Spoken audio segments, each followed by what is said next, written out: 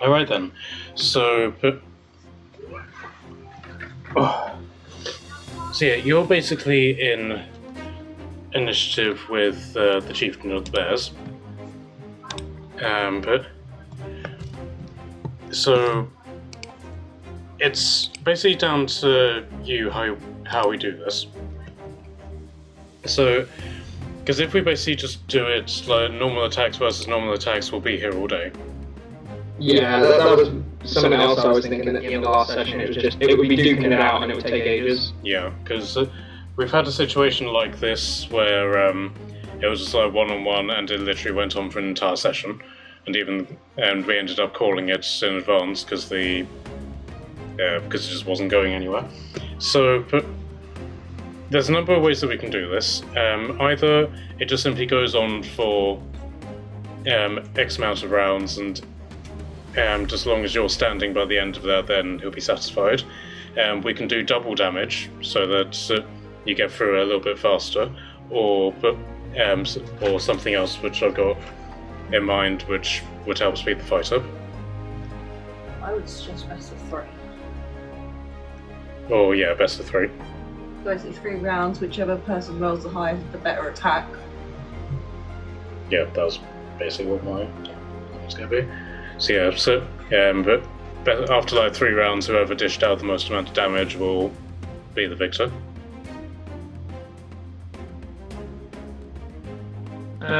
Yeah, I don't mind. However you think is best, I'm happy to go along with whatever. Alright then, so... Yeah. Oh, cost my dice over there. Hold on. I mean, this is, if I remember, you said this is just for earning the right to have the blood, not the whole, like, dominating the tribe, so... Yeah. I imagine that will be a more tough challenge anyway. Yes. So... makes sense to make this one lesser a challenge, I guess. Alright then, so can I get initiative from you then? Yeah.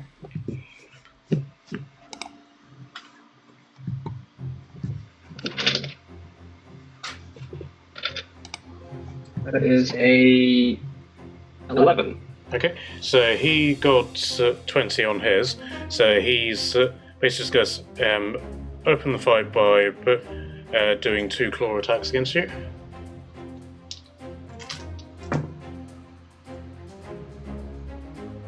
Plus 13. Does an 18 hit you? I believe so, yes.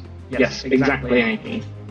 Okay, so yeah, both of his things hit you. One with d8. 1, 2, 10, 13, plus 5.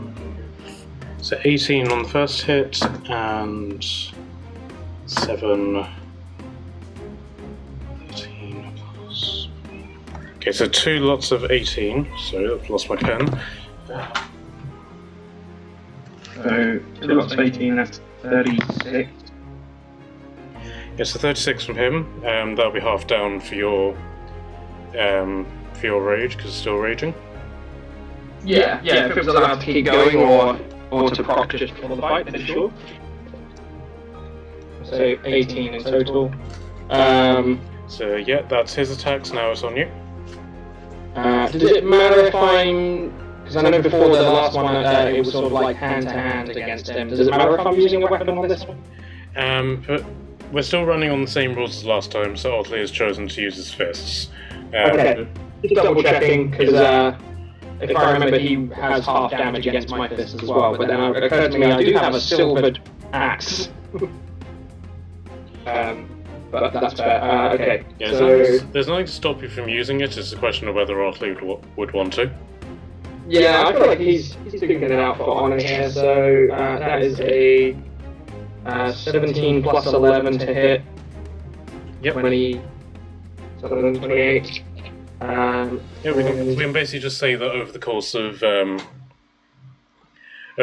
this fight, which has gone on for longer than it actually would, you basically worked out that his armor class is 15. Oh, okay. I basically need to roll a 4 then. I just got a 19 plus, so that was like a 30 to hit, I guess, on the second one. Okay, so if I roll lower than a 4 on my dice, I miss. And that is a D8 damage. That's 3, 9. So 11 on the first one, halved to 5. Yep. And then 15 halved to 7. 8. So, yep, so that will be 13. Are you including Rage and Giant's Might in that? I've included just the Rage. Giant's Might is a D6, that'll be another 2. Bring it to 15, yep? Yeah. Okay. But that's, Giant's Might, and then I don't think did I use my... I use a Fire Rune as well. Sure. Mostly for the damage. I'm not sure about resisting him. That's an extra 11 fire damage. Okay, so 26. Okay. I imagine he would resist the chains anyway, but I think Otli wouldn't do it for the chains, so he'd let it drop. It would just be for the initial burst of fire. Sure. Okay. Only if you're sure.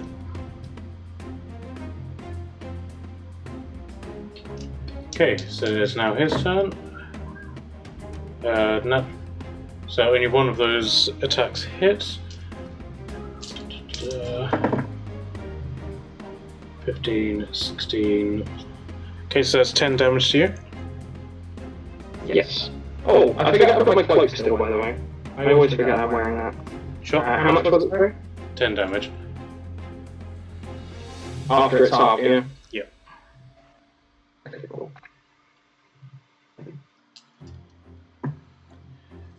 Okay, so now back to you. Okay. That's both hit. Okay, 3, 9, so 11 halved. And then 14 halved to 7. So 12. Oh, plus the Giant's Might, which is another 2. Half to 1, so 13 total. So 13, yep. Anything from the fire rune? No, it only triggers the damage on hit. Okay, cool. After that, it's only if he's restrained that it burns him every turn. Okay, so that'll be...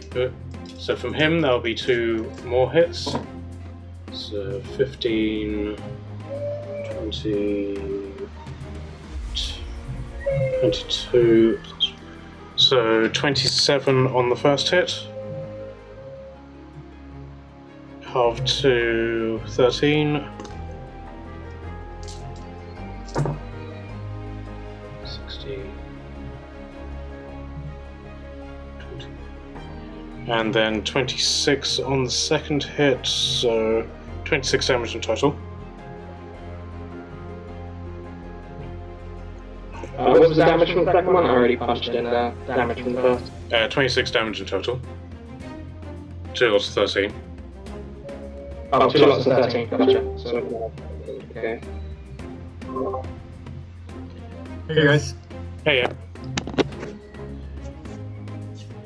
Okay. So, Way more damage than I am. well, your fire rune did a very big chunk, so Maybe I should have had it restrain him. Burn him every turn.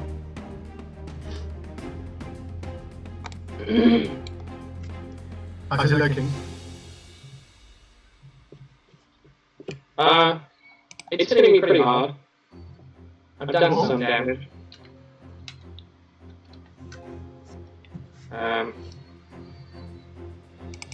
Unfortunately, my cloak is letting me down. It's not making me, it missed. how are you looking health-wise? I've still got a fair bit.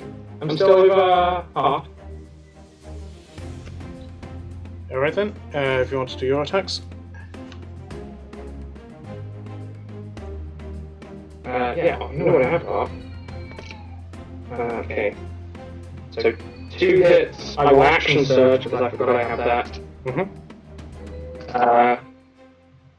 That's 1 more hit. I missed one of them. Okay, so how many hits in total? 3. Okay. Okay, so 6.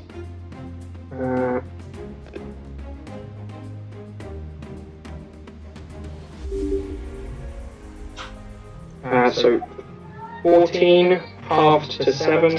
Yep. 13 halved. 7 again. And then 17 halved. So 8. And is that Giant Smite as well?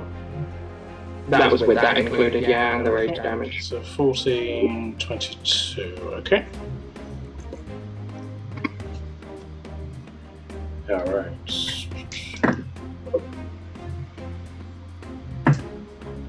Okay, you were lucky there, but because he got a crit on his first roll. But Oh, so the hit advantage did help. Nice. so that's 2 hits. 11, 14, 19. Oh.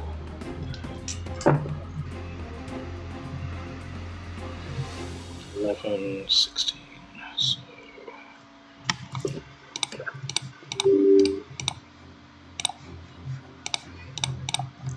Okay, so that's 17 points of damage to you from his attacks.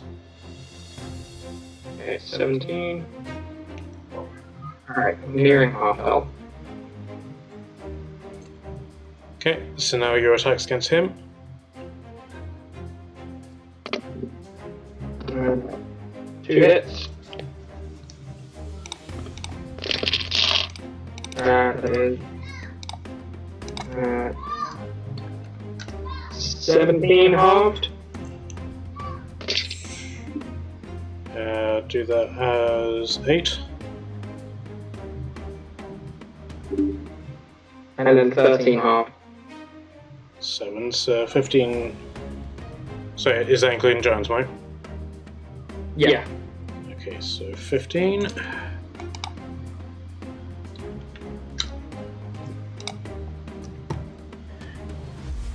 Okay, and so now back over to him with 2 misses. So back over to you. Oh, lovely. I'm glad. Oh wait.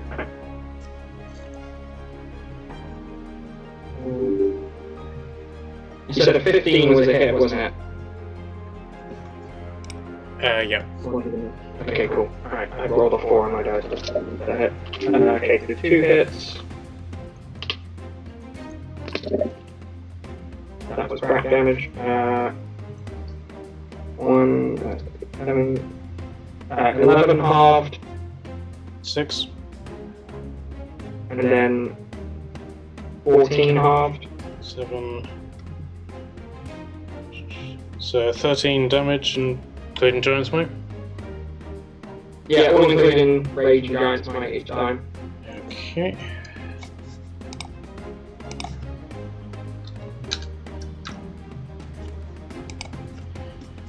Okay. So how are you looking health-wise? I am still just over half health. Okay. Right.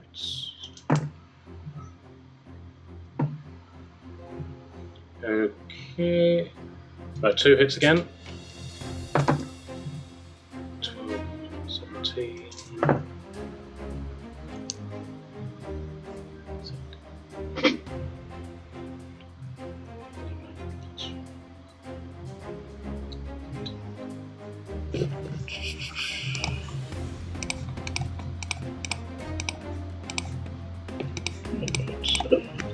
That's another 17 damage to you. below half. Okay, and now your attacks against him. Nat 20. Yep. And then a hit. Okay, so 10, 11, 12, 18. You just double everything, don't you? Yep, double everything. Okay, 18 doubled, but he's gonna half that with resistance anyway, so 18. Yep. And then 15 half. 8, 26.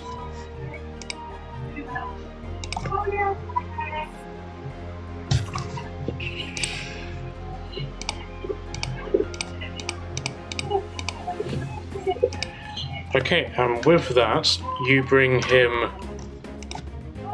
to half as well. Half exactly.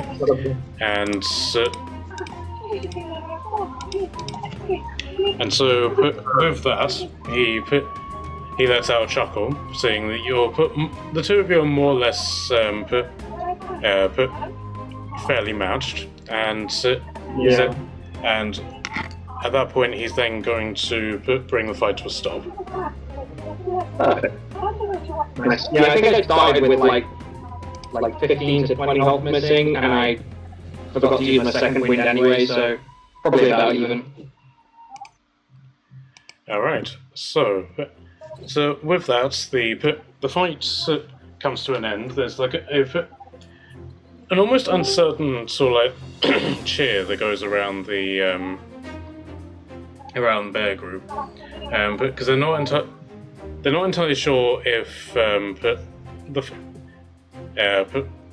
whether or not the fight was genuinely to the death because of the sort of confusion that brought you here. Because initially they thought that but you were challenging him, then he said no, and then the challenge continued. So they were a bit confused about what was going on. But now they seem more open to the fact that the fight isn't going to end in blood, and they're not particularly upset by that. So the bear stands up on his hind legs again,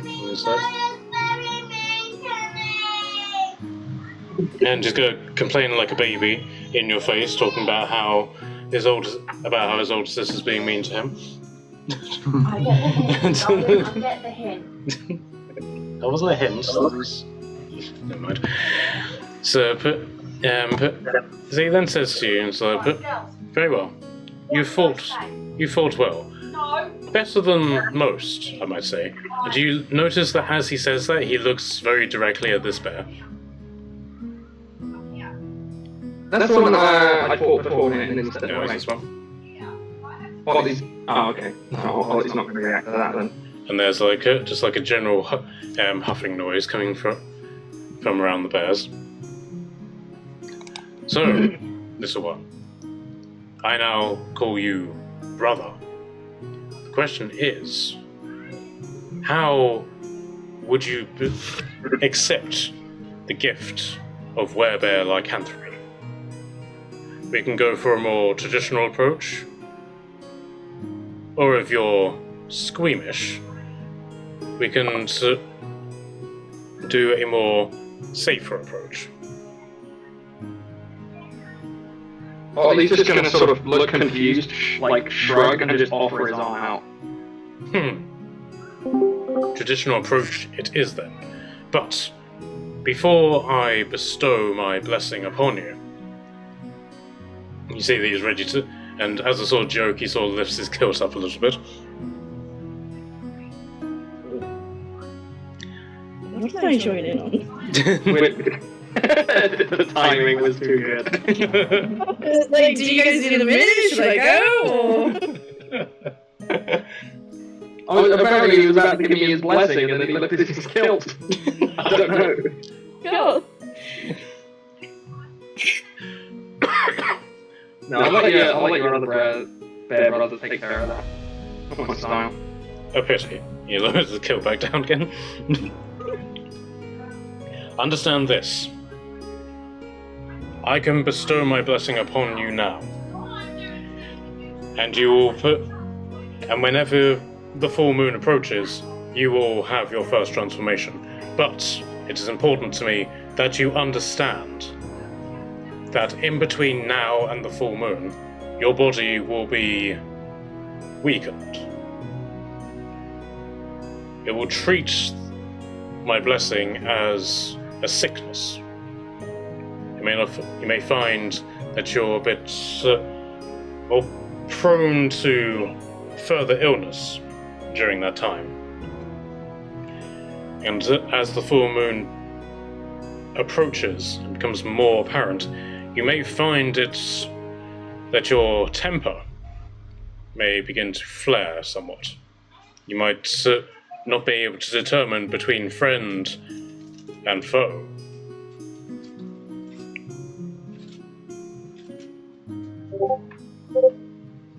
Also understand this. Your first transformation will be torturous for you. You may think you know pain, but you will have a new understanding of it when you first transform. If you fight it, it will be worse for you. We can provide you comfort here amongst the pack on that night. And I would advise that you do so, for we will be able to contain you should the need arise. Something which you may find your comrades might not be able to do. Now you're definitely sounding Rush. Understood?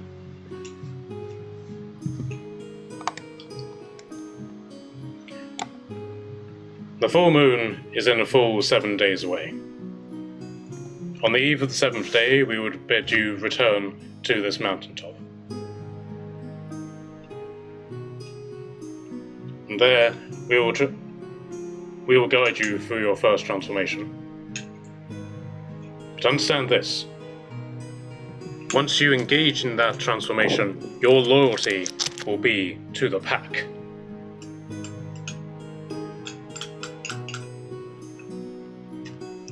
You may go gallivanting off with my leave, but should the pack be threatened, it is your duty, your responsibility, your blood oath to return and fight for the pack. And should I one day have need that the pack help me with such a thing? We are honor bound to assist you in all matters. However, as you seem to understand, we will not just simply help for no reason. The pack must have some benefit in it. Of course. If you require aid, then bring your matter to me. I will make a determination. It may be that you do something for the pack before we help you. You may engage in a hunt to earn yourself gravitas, which point he raises his kills again. Yeah, I don't do that. Not for me. Probably. So, do you wish to be blessed now or later? Get it over with. We're both here already. Very well then. Prepare yourself. So he's then going to go back onto all fours, approach your outstretched arm, and he's going to just examine it for a little while, and he's then just going to take his paw, get one of his claws out, and very with delicacy that you wouldn't expect from him that size, he starts poking your arm in the same way that doctors do when they try to find a vein. They're gently poking you and licking your arm until the veins are very much slide to the top of the skin, and then he is going to do a bite against you. Now, because you're effectively willing on this, any damage that you're going to take is going to be critted. Okay.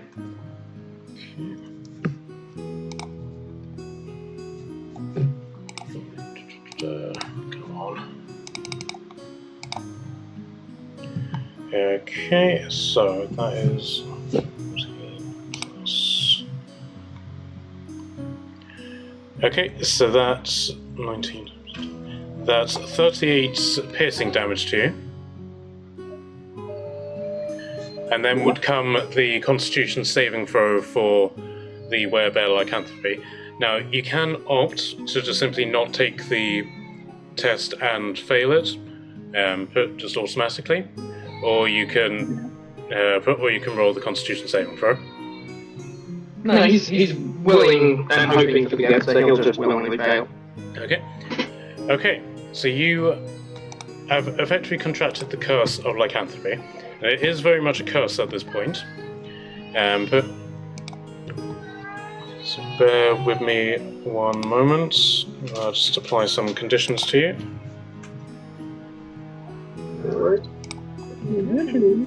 Enough! Oh, that, weird stuff that lowered our constitution or whatever, has that gone? Yes, I'm just organising that. Getting rid of that override now. Okay, cool. But if you want to refresh your page now, you effectively have the poison condition, and your max health has been lowered by 25 hit points. No worries. So your max health is now 182, but as opposed to 207. And as he's basically said to you, the closer to the full moon that gets, what will effectively happen is at the start of each day, I'll roll on the lunar cycle table, which I've done up, and depending on the result of that, you'll either get some benefits or further penalties.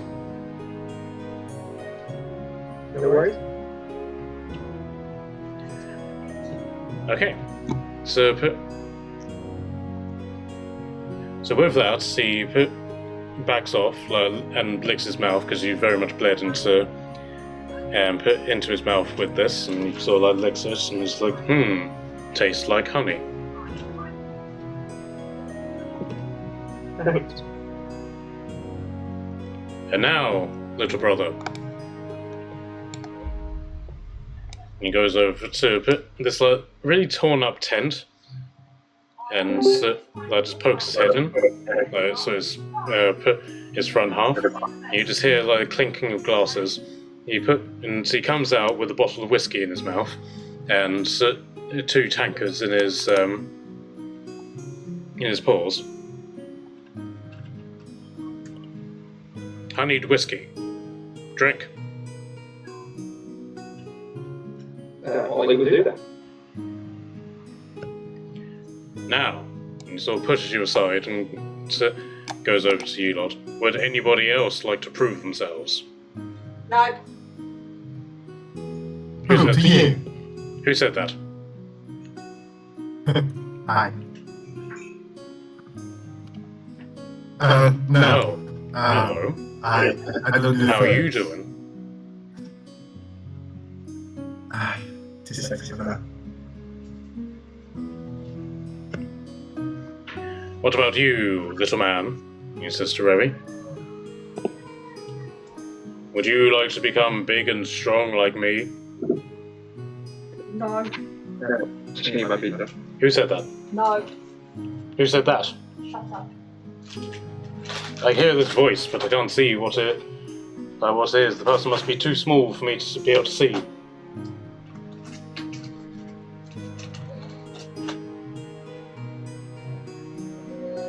What about you, Goblin?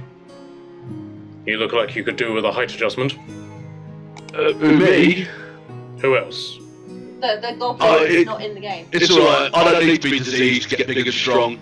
You just need to... and I'll turn into an owl bear that towers above him. And then just squawk, roar in his face, and then shrink back down to their size and go, see, it's easy with magic. Ugh. Casters. Isn't that right, Ranger? Just a little panic of, yeah, casters.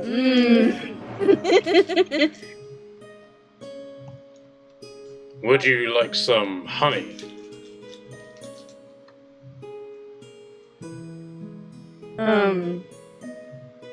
That's a shame. He just walks off. Okay. That's it for me, I guess, thanks. Okay, so Otli, you have succeeded in your quest to contract lycanthropy, as it were. But as I said, over the course of the next week, this will progress, and then on the 7th night, you will have to undergo your transformation. As to whether or not that results in a TPK, we'll find out.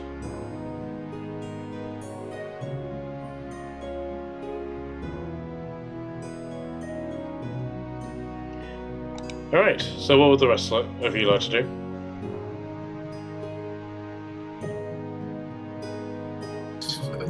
I wasn't here, but did Otli manage to hit the bear?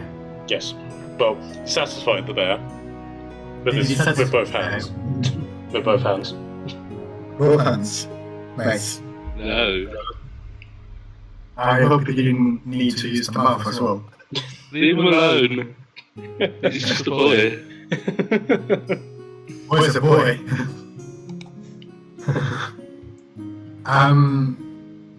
Well, that's what requires any thing to do before we get out of here. So the bear basically just like very heavily sits down, in very sort of like Pooh Bear style, and so the forest has told us of your actions in the Grove and Natural 20. Very impressive, I must say. Though it would have been interesting to see you hunt a beast of the Blood Realm. That is a fight I would very much like to see.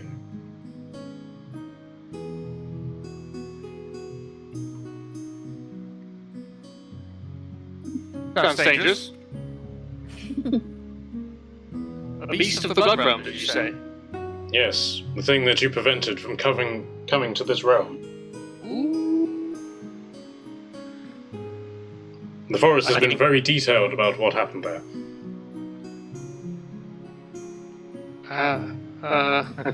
Not in full detail. The forest has also divulged that you see yourselves as the saviors of the forest and battling against this shadow curse. Yeah, about that. What do you know about the shadow curse? I know it's a thing of casters. Is that it? Yes. Okay. Thank you. You're very welcome. Very resourceful information. Well, you see, we bears, we deal with the bear. I was going to say necessities, but this isn't Disney. Copyright. This is a very serious matter, you must understand. It's funny how, funny bears that live in a funny forest do know nothing about the harms and threats they are surrounding themselves with. Oh, we know plenty about it, but we don't need to know that much about it to beat its brains in, you must understand. Right. What we do know is that this is a curse of ancient proportions. Also, it is a thing of drow. Now we're getting somewhere. It seems that through the underground paths that catacomb the world, the drow have escaped their ruin of a city and are beginning to pour in here. where they have allied themselves with whatever it is that is out there. I'm sure you may have seen some in your little excursion into the shadow. Who told you we've been in shadows? In the forest. You see, Right. unlike you, Horned One, we are known. Sorry, Jesus Christ, it's gonna be with me forever and ever. I should have just mind my own fucking business and then just say yes. No, let's make this difficult. No. Okay. Alright, that sounds interesting. I'm more than sure that you guys love to tear apart those trials, but any ideas or what the one? Why is everything starting? What's the motive of releasing the Shadow Realms? Well, for that, you should contact the leaders of this fortress, shall we say, the Daughters of Eldrin. You met General Eldrin at the beach. His daughters hold the garrison here. You should talk to them down in the motte. Okay. So, to recap, we have the Shadow Curse to talk about. We have the calamity from the One Hunt. A portal to the Blood Realm underneath the forest. Yeah, Probably quite important to mention. The portal to the Blood Realm seems to be a byproduct of what has been occurring in the place you call Dripsir. What do you call it? It's not called Dripsir. We call it that place over there. What about that one over there? What do you call that place? the other place on your side. And then that one over there, and I'll point somewhere else. What do you call that one over there? Bear with me, I need to get my reading glasses. I just wanted. They're all that place over there. I wonder they're going to get done. Well, don't be stupid. There's over there, then there's over yonder, and then thine way, and then that way. Yeah, that makes sense. Don't you know your yonder from your thine? No, I don't. I don't even know what thine yonder means. You should educate yourself. Be like us, bears, where we exercise our brains as much as our other muscles. Just keep that kilt down.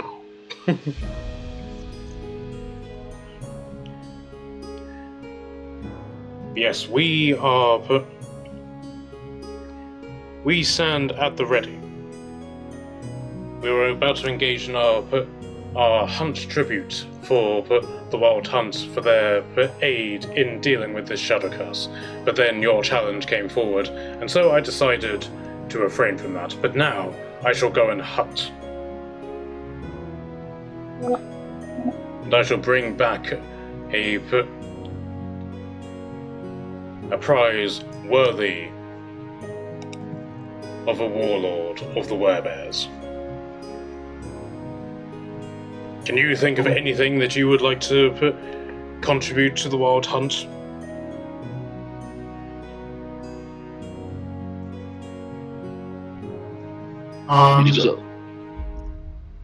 Cool. I will deliver my own rewards to the Wildlands myself. I'm sure you will. If you point me in the way of where they are, like a post office or somewhere that I can, Are they settling somewhere right now? Is it someone I can talk to? Anybody nearby? Well, I have heard that there is somebody who bears all the signs of the Wild Hunt and is going around telling everybody that they're not part of the Wild Hunt. So maybe you should go find them and see what they have to say. circles. Understood.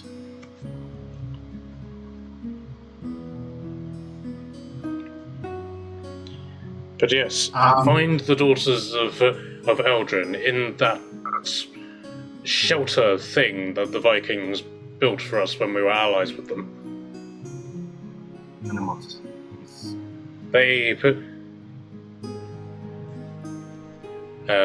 They have sent forays into the shadow, though none have returned. But those that survived long enough to give report have given tellings of a foul nature. You'd best hear them before you make any more excursions, lest your constitution wane.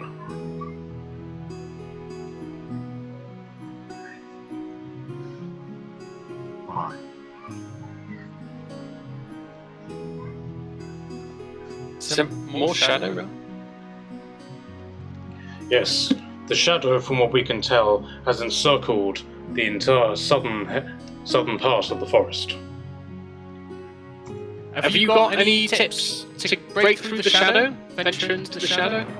No, I have not been permitted to journey into the Shadow Realm, but I can tell you this: those who fall to the shadow drain, return to this world as Drenga. Zombies most foul. Have you fought any of these?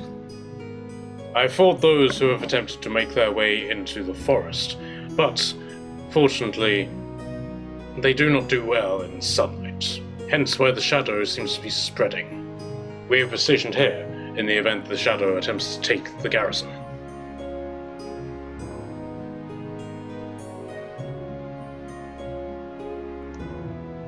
So here is my well-earned advice. Do not die in the Shadowland. Thanks for that. Why do I feel like we've been told that advice before? You probably have, but you probably didn't listen. Well, we obviously did, because we're not dead. So far, anyway. That's right. So far, we're not dead. But I also have some very specific advice for you, cleric. Ooh. It is very important, life-saving advice. Do not get caught in spiderwebs. Ah! Now, I really could have known with knowing that a little bit earlier, but I appreciate that tip. Yes, journey down into the moat. Consult with the daughters of Eldrin, and they will advise you on how best to navigate the shadow, to find what it is precisely that you are seeking.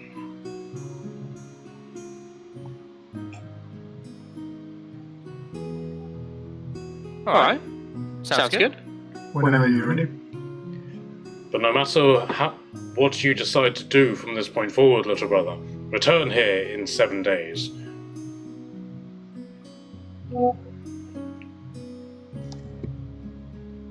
I would. Very well. Well then, if you'll excuse me, I have to prepare for the hunt. He saunters off.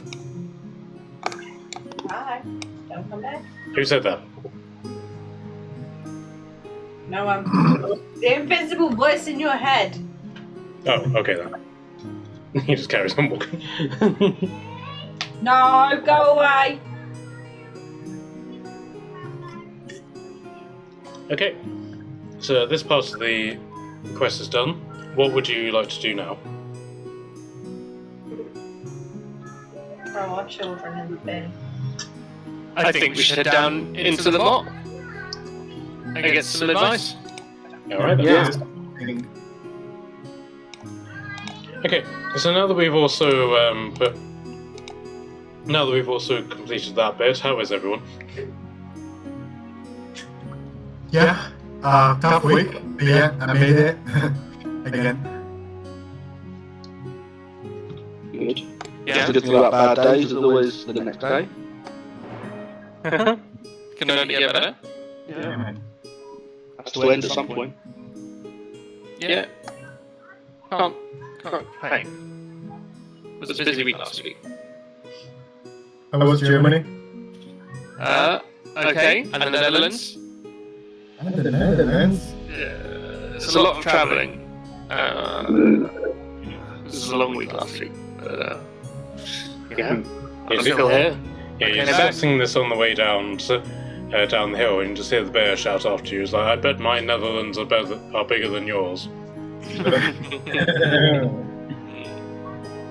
Very good. Very good. How about you, Trin? What have you been up to? Most part, I've just been chilling and recovering. On Tuesday, I went to a concert, so that was pretty good, pretty fun. Other than that, I've just been relaxing, honestly. Who did you see? 21 Pilots. Oh, sick! Where'd you see in Manchester? No, I didn't. Some people I knew went to the Manchester one. I went to the Birmingham one. Fucking right. I've got 21 Pilot tattoo on my arm. Oh, hell yeah! I'm wearing the hoodie from the show. Oh, sick! I'll send you a picture of it later. Hell yeah! I've been fucking bored. I've been playing video games and getting high.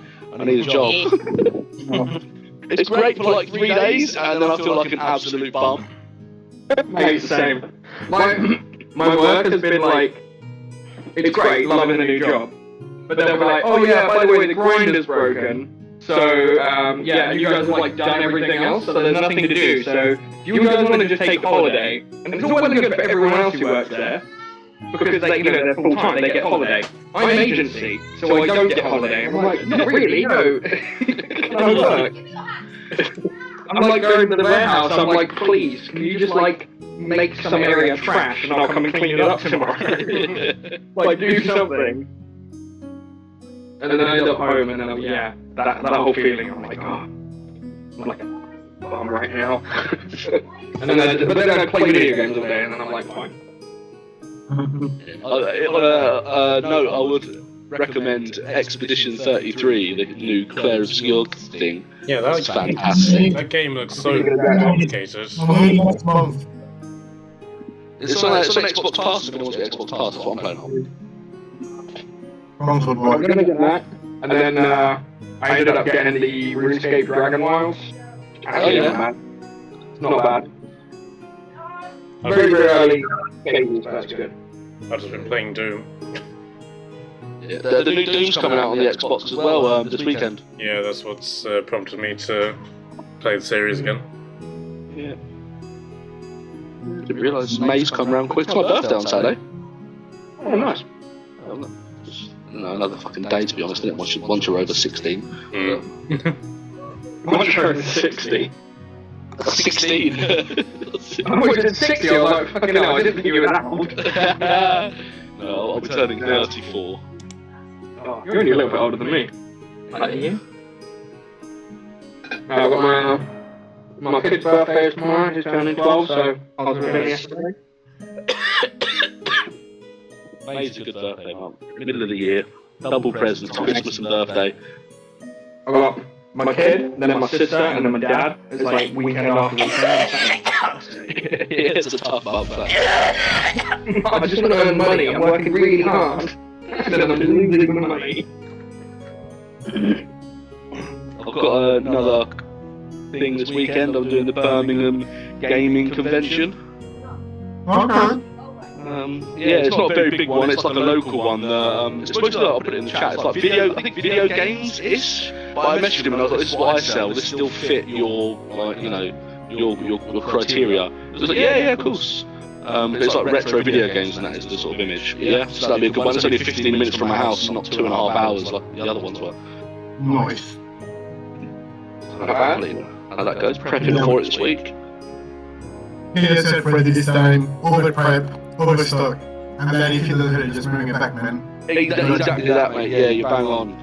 I need a deadline. That's what I mean about being a bum. If I don't have a deadline, I just won't do anything until I know there's a deadline. Then I'll work like fucking mad to get there. But I'm going up to see. I met a new friend. She was at the stall next to me in Manchester, so I'm going up to see her this week. I'll spend a couple of days up there with her. I need to get prepped for that. Right. How much prep do you need to do? Oh, not that much. I'm printing out stickers now and cutting them out. I need to do 20 sets of stickers. They're quite annoying, the stickers. I've got to do them one at a time. I'm doing some mug bits as we speak now, like 17 mugs to make. Ordered a load of dice trays. Ordered a load from America. Not America, sorry, China. But they're not going to arrive for weeks, so I ordered like 150. And saved myself like £200. But they ain't going to arrive for weeks, so I've had to order some other ones. And then I'll do a couple of dice trays. I'll do, 16, 20 dice trays. Another 30 mystery boxes, although I don't think I'll sell 30. If I sell 10, I'll be happy. Yeah, about it, really. The Etsy's not doing very well. I haven't had any sales this month, or I don't know what's going on. In the middle of the year, you don't normally get many sales.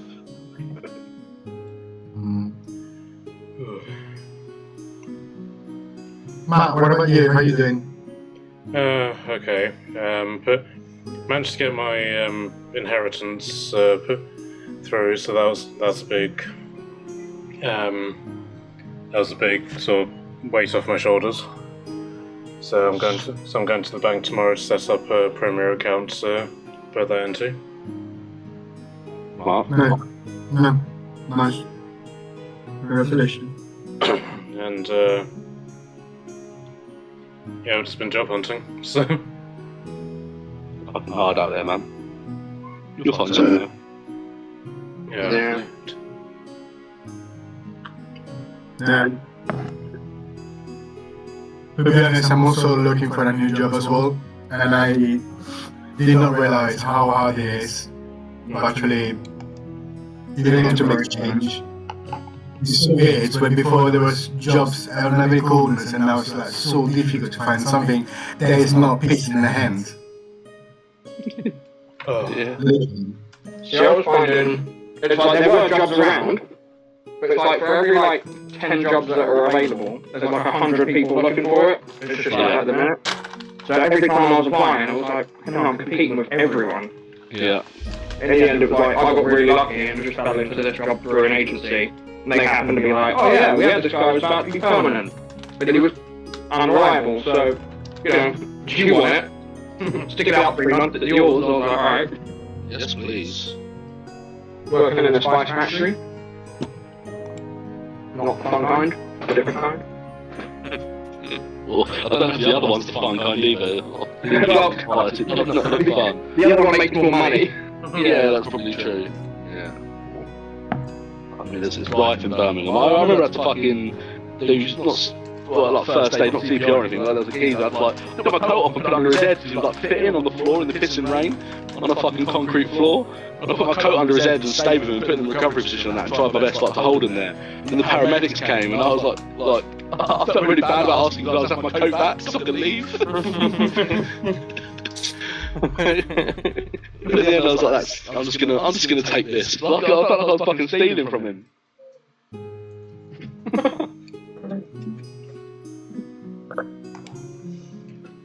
Okay, we've gotten that back now. So, so you make your way down the hillside, and you can hear the rapid flow of water crashing into the pond that sort of signifies the moat that the children told you about earlier. But as you return to level ground, as it were, but I'm not sure if I've described the mod to you, but it's basically this massive sunken pit. But that is very it's very mathematically correct. Like everything is done in very smooth angles and various things. So it's not like just the ground suddenly collapsed one day. This is a perfectly smooth pit, and the only way that you can really get up or down from it is to go up these effectively like ladder stairways, which are dotted around. But you can immediately see the building that the werebear told you about, and it's effectively this building here, which is effectively a ruin of what appears to be a Viking longhouse.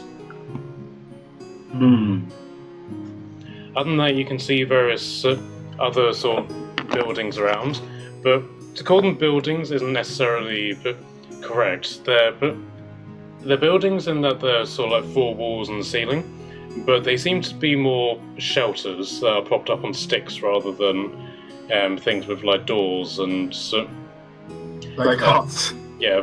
It's very hut orientated, very nomadic. And then as you begin to approach, you can see, just sort of like poking his head out through one of the holes in the roof of the longhouse, a giant eagle basically just pokes his head out, lets out a giant squawk, and then retreats back into the longhouse. It's a big bird.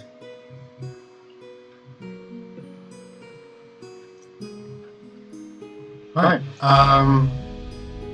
Where do you guys want to start from? I don't know. The little geezer at the top looks funny, doesn't he? Yeah, true. And another one that I like him though. Yeah. It's Peter Pan looking motherfucker around there. Why don't you ask him if he's Peter Pan? There's one with their just boobs out at the bottom as well. I don't know if anyone's seen that one yet. There's quite a few half naked. Well, I thought you said boots, like the shoes, and then I got down, I was like, oh.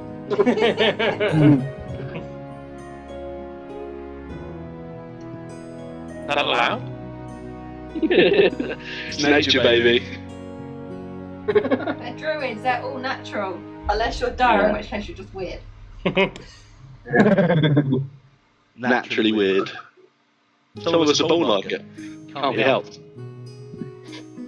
And Onyx, you just hear into the back of your head, I stand erect, adventurer.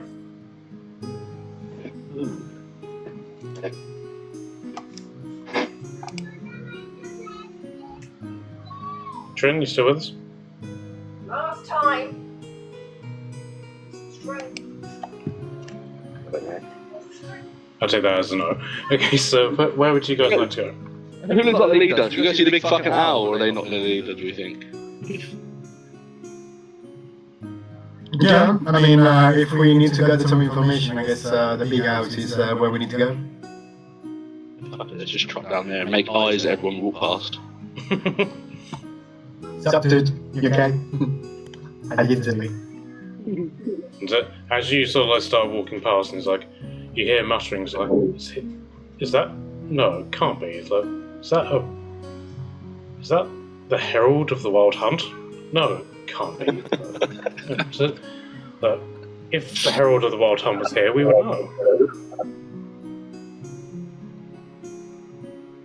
Yeah, it's like muttering just like follows you as you journey through the mod.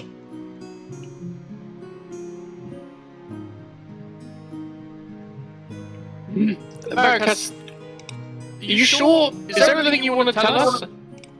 What are they going on about? The Herald? I don't know nothing about the Herald, but there is a few things about the Wild Hunts that you guys shall know. But all in due times, I think, if we all go to the Longhouse, more information will gather, and we're all going to have a very clear picture of what the fuck is going on. Okay, I trust you. Okay, so as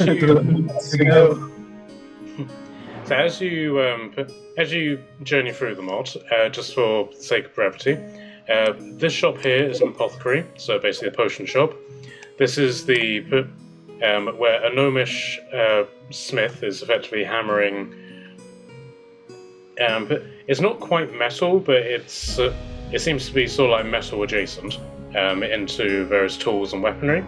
This is a druidic healer, and this guy, who looks a bit like Peter Pan, appears to be some sort of travelling merchant. You actually look like Frank, but it's okay. Americans. You know the store. He does, actually, yeah. That's a little bit mean. Alright. Okay, Are there any shopping? shops or anything that you want to go to?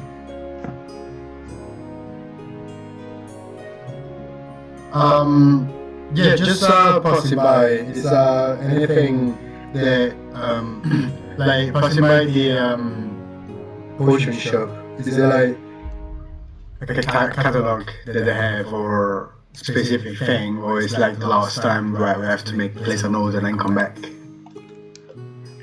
No, not at all, not at all. What you see here is what I have, and what I will have, what I did have, and what has been had, and is not going to change. Right. What is that you have? What you got? Present.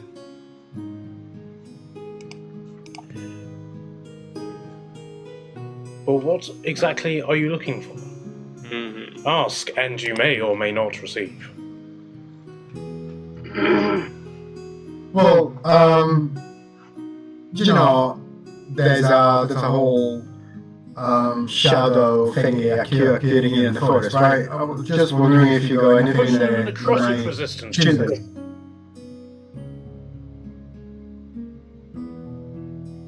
I think he's dropping hints. Or perhaps you're thinking of a potion of giant strength. Potion of luck, maybe. What about a potion of daylight? Daylight. I have a spell for that. Yeah, I know we do. I know you do. I know we do. You have the spell, but if you use a potion, you don't have to use the spell. Maybe this. Wait, no, that's a potion of sex change. Hold on. Let's see. Potion of night vision. No, that won't help. Potion of fear, maybe. No. Ghostly form. No, that won't work. Glimmer. No, that makes things clean. No potions of light. Dang.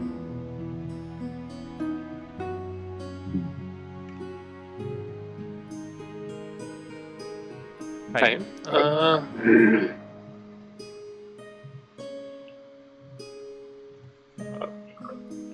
I'll take a slow fall. You've got a slow fall potion? I think I might have something like that around here somewhere. Hold on. And given that he doesn't necessarily have like a lot in this building, but in this shelter, he seems to be taking rather a long time to find anything. What about potion of speed? Do you want a potion of speed, or do you want a potion to... Sorry, what was it you asked for? A potion of... Haste.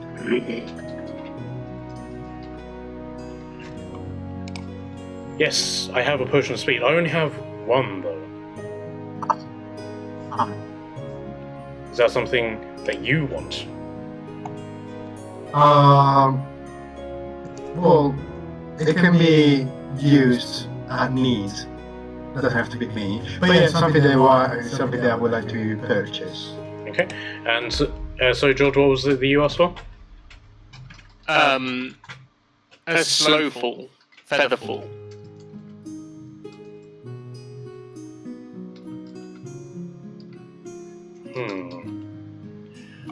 I don't have a potion of featherfall, but I do have a potion of flying.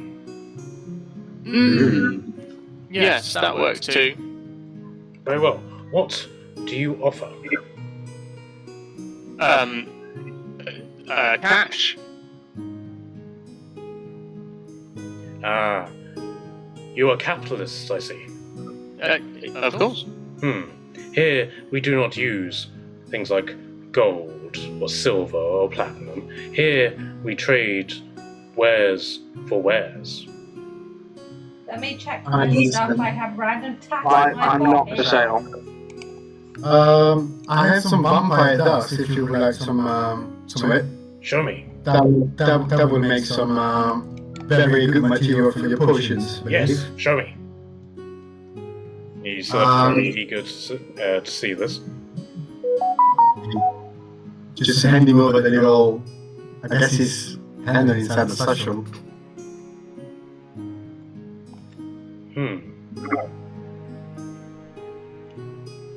Yes, I will take this, but this will only pay for one potion. What else do I you have offer? Lamia claws.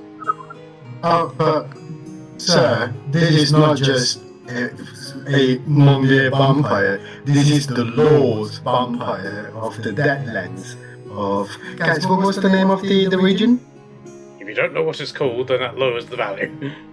I don't either. Ironically, it was the Shadowlands of where Morena came from. I do not know of this Marilla, but the vampire dust will pay for one potion. Yeah, I have Lamia claws. I have lycanthrope blood. I have lycanthrope teeth and lycanthrope claws. I have a vampire in a jar and I have vampire dust too. 2 lots of vampire dust, you say? Yes. I have giant bat hide, giant bat wings, gargoyle hide, necrotic flesh, shadow dragon scales, and a shadow dragon wing. I want a golden diamond set worth 6,000 gold. Yeah, but he doesn't like gold, so it's fine. Yeah, that's more aimed at her. Yes, I will take the vampire dust for both of you, for both potions. You can change them yourself. Ask Maya. I guess it's a deal. Yes, here. He holds out the potions and takes the 2 jars of vampire dust in. He sticks it, reaches in like a finger, sticks it to his tongue, spits out. Like, yes, very genuine. Wow, they doubted our sincerity. Nice. Okay, so yeah, that's a potion of flying and a potion of speed. So I no longer have a vampire slime. And Barricades, you no longer have the vampire dust. It's the same thing. I called it speed. I put it written down 6. Now 5. Of 200 average value. Yep. Okay. Having a stroke. I don't know how to add items. Okay. Numbers. Okay. But would anybody else like to inquire about potions?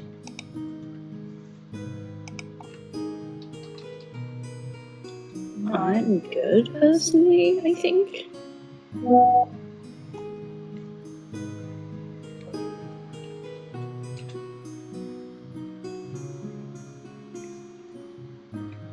But you there, Dwarf, you look like you could do with some vitality.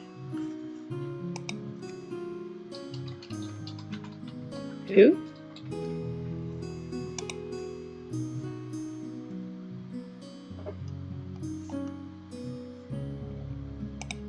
So Hayden, you still with us? Yeah, that's it. I didn't know if he was talking to me. Yep. So speaking to you, and so perhaps you could do with some vitality. What's that supposed to mean? I have a potion of vitality that could cure your ailments. He's trying to cure your lycanthropy that you've just decided to go counteract. Go and get. Otli's gonna feign offence and storm off. Aww. Your friend, Insulting me like that. your friend, Trying to say I look thickly. has he perhaps taken some head wounds to the head? probably several across the whole time we've known him. Was that really I'm gonna pick up a stick and throw it at his shop and then walk away. Probably just one this way. Are there any other potions that people want? I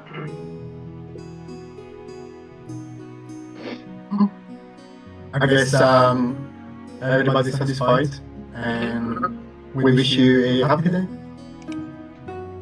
And you, whoever you are. I'm not gonna say it. One of these days he will make you say it, right? I will at that time, okay? Don't pressure me. Nobody needs to pressure me. Okay, so Tordum, as you are journeying past the travelling merchant, can I get a perception check for me, please? Or has he got a carpet? Has he stolen a carpet as well? Perception. I didn't practice with my dice. So distracted. Yeah, can I roll with normal dice? The online dice are shite today. There you go. Yeah, let's go for the one that was being super cool yesterday. Oh, nat 20! Thank you, I love you. Hey. It was being so good to me yesterday, and it's being so good to me today. It's a good dice today. Okay, He doesn't get locked in the dungeon again, that's what it is.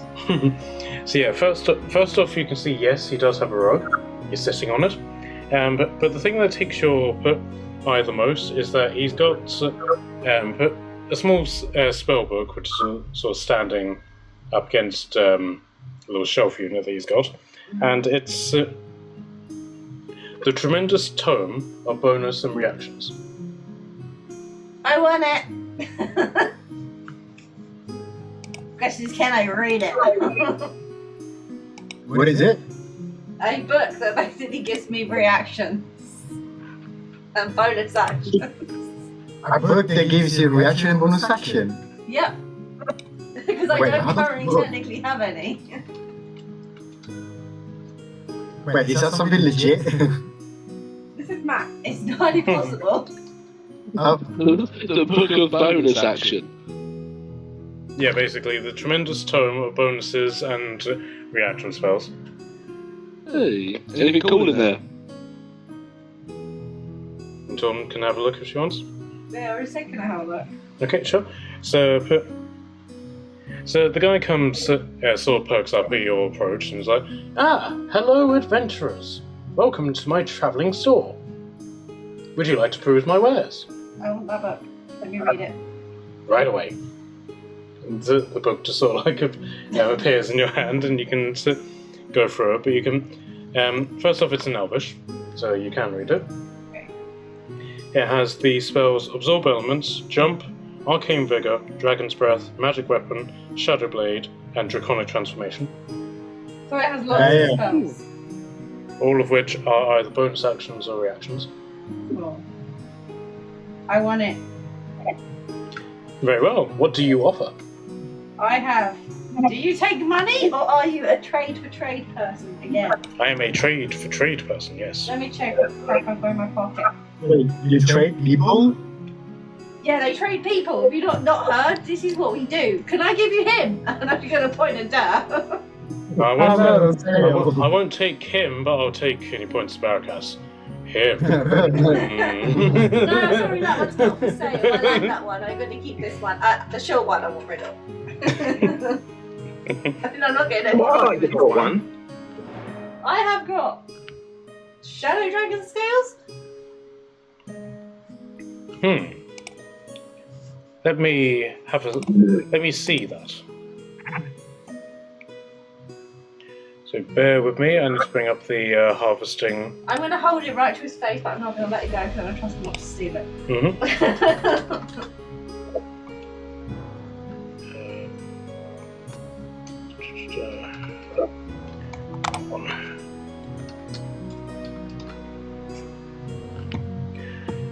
Shadow Dragon.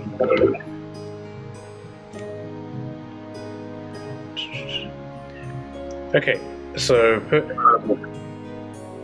So you present the shadow dragon scales in like the bag, and he pulls one out, and the thing is like literally like a shard of sharp rock, but to the point that he scratches it along the table, and it cuts clean through the little table, and it's like, yes, very well, a trade for a trade. So one of them? No, he just points at the bag. 2. You have to be specific here. And it says, how many do you have in that bag? 2.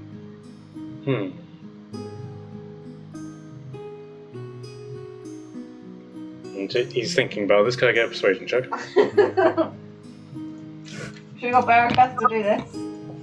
Yeah, I can give you some help. Can you look sexy in the background, please?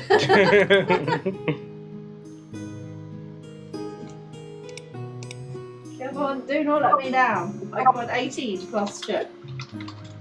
Yeah, sure. Just one moment. I'm just going to quickly work out how much this book is actually worth. By that, I mean ask ChatGPT. What was it? Perception? No. Persuasion. Yep. 19.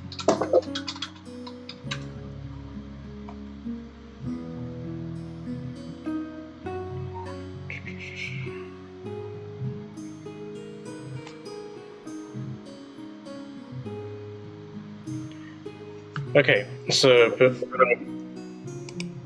he's very, very torn between this. So the spellbook itself, in terms of like gold, will be worth about 800 gold, and the bag of scales that you have is worth around about 1,000 gold. So he's really weighing this up, and then says, "Okay, 5 scales." No. I persuaded him. So, 5 scales is more gold than the book. The book's worth 800. The full bag of scales Okay. is worth 1,000. You presented him with 2. He's so in a bag is about 10 scales. He's offering 5. So 5 scales. Yeah. So that's half of that. Yeah. Fine. Is maths not Claude's strong point? No, what he's saying is the whole bag, so all 10 are worth 1,000. So it's about 100 each, yeah? The book's worth 800. He's willing to take 5 scales, so 500 for the book. Yeah. Torden's maths is on point. Who do you think does maths for him? With the calculator? No. Beyond? Yeah, maths can do math. Matt can't do maths. Nobody asked what Natalie does. Well, someone has to bring math at home, right? You know what I love is the guy I work with at work is also called Matt, and I have to double check his maths. Yep, it's a math thing. Yeah. It's a math thing.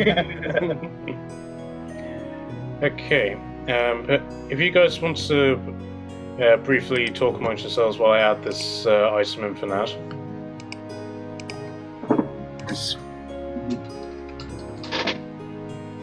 Are you guys looking for something in particular over here? Otli has nothing to trade at all. Well, we can always find something to trade, but if you're looking for something... I don't really know what he would want, to be honest. I still have an achievement slot, but I don't know what I would want to use it for. What about you, Trin?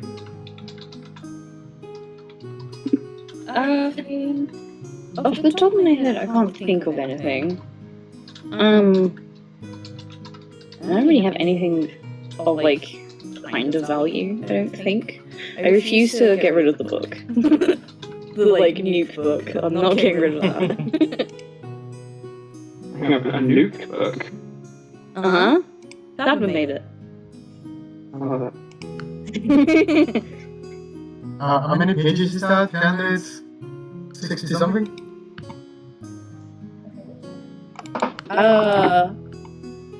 Page-wise, I don't know. Should be in the description. 565 glyphs of warnings. I was going to say, is it a glyph warning book? Yeah, 165. Nice. 4,520 d6 damage. Oh yeah. We're saving that for the big boss, right? Yeah. I'll happily sacrifice Onyx for this. Just basically, you've got a book which is the equivalent of Gale's Netherese orb in his chest. It's like, well, see you on the other side. Yeah, pretty much. Speaking of items, Alex, but I've added in another Dragon Wing bow. It's the same bow, but it's got the stats for if you wanted to use your sharpshooter attached to it. Oh. Okay, hang on, let me check. It's a DW longbow, sharpshooter. Oh, yeah. So it's an 11 to hit, but it does 1d8 plus 18 damage. Ah. What, are you like plus 16 to hit or something stupid? Normally, yes. Yeah, 16 normally, and then 11 if she uses sharpshooter's ability. What am I plus to hit? Let me know, I'm just going to check my club, just to see what I am. I'm a plus 8 to hit. You're double me. Rangers, you fuckers. It's also just items that I have, I think. Like, the bow grants some bonus. I have... I think it's the braces give me a benefit. Hang on. I need to actually, like, read Your braces give you a benefit, and then you've got a scope on it as well, and then you've had the bow enhanced as well. That's right! I forgot about the scope. You got a fucking hunting scope, like a fucking compound bow on it. Pretty much. Decent. The thing that I love about this longbow is that it's capable of being dual wielded. What? Yeah. How? You can Since when? You can apply the dual wield capacity to it, but I think it's because you've got the dual wield of feet, which Oh yeah. I don't understand what. So you can't pull two bows back at one time though. Oh yeah, I know, but for some reason this has the capability to be dual wielded. That applied to like the dual wield slot. So what I'm learning is I need to like get like mage hand times 2. I just hold the like bow itself, and the mage hand actually like pulls the string for me. You're standing on your head, holding the bow with your hands on your feet, and using your hands on your feet to pull the string. I've seen a woman do that. It's possible. Yeah. Was that the woman that was on Britain's Got Talent by any chance? Probably. I know what Onyx is now aiming for at least. Well, you've Groove gained the bow and touch your wield. well, you've gained the ability to effectively never have to walk again. So so it's very possible for you to do that. Hell yes. Okay, sorry, got a bit sidetracked to this. You're heading to the longhouse. Okay, so as you approach, you can see that this building is very much in a state of ruin. But the doors appear to have been ripped off, and but the scaffolding that would normally be utilised to build this building is still sort of present, if not very decayed. As you approach, you can see that you're entering into some sort of garden. There's red maple trees around and loads of giant elks, which are just wandering around. Some of them sort of look up at your presence, others don't.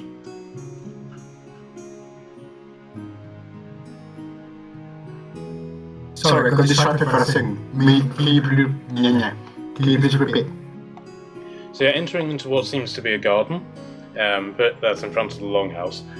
You can see that there are giant elks wandering around, along with some other giants giant creatures. Some of them look up at your presence, but most of them don't. You. As you approach the longhouse itself, you can see that there's something of a procession in front of you. Oddly, you can immediately see that these people are Vikings.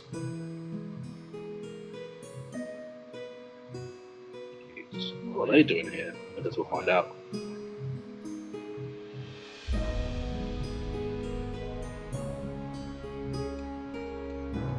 You know, when it's so south, but like, it's fine.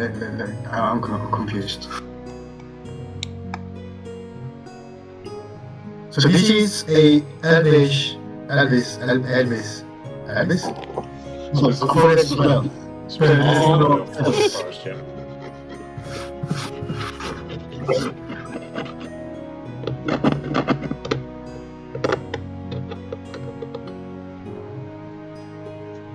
And there's a small group of Vikings here as well.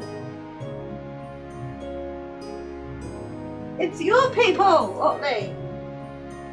It is, yeah. Go say hi. Are they from north of the border or the south? From where you're standing, you can't really tell. Okay, so I can't tell if they're my people or not.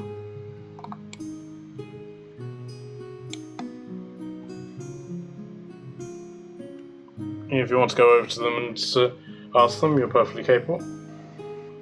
Yeah. So the guy at the back, who's clearly the biggest, sort of like turns to you and is like, and says to you in Dwarvish, "Greetings, kinsman. What brings you to these parts?" Trying to fix this shadowy stuff in the forest. Ah, we're here to kill red paladins. It's not here to kill some Whereas- Republicans. That probably aligns a little bit with us, I guess. Good. Then maybe you can tell them to go fuck themselves and let us in. This is a Viking building. Belongs to the Vikings. It looks like that it was a Viking building. And it belonged, past tense. And who are you to say so, tiefling? Excuse me? I asked, who are you to say so, tiefling? He's gonna bash your fucking head in if you speak to him like that again. Be silent, greenskin. Greenskin, it's fucking on! No, I don't want to fight them. I do, but I'm not going to.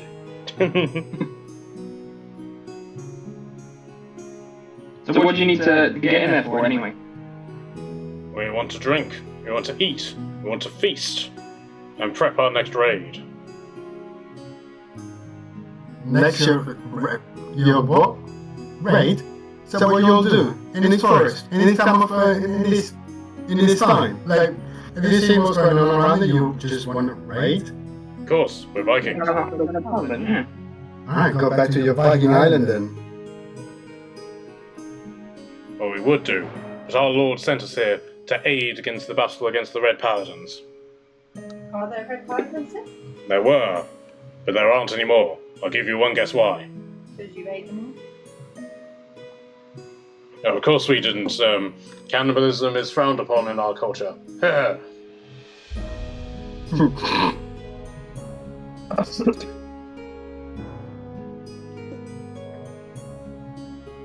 you not just go and feast us away? Do you really need the longhouse? Well, the ex-longhouse. Sorry, what was that you said, McKelly? Do you just need to be here, or can you not go elsewhere? You give my way. I suppose we could go somewhere else, as long as it's got good wine. Can I get a persuasion check from you?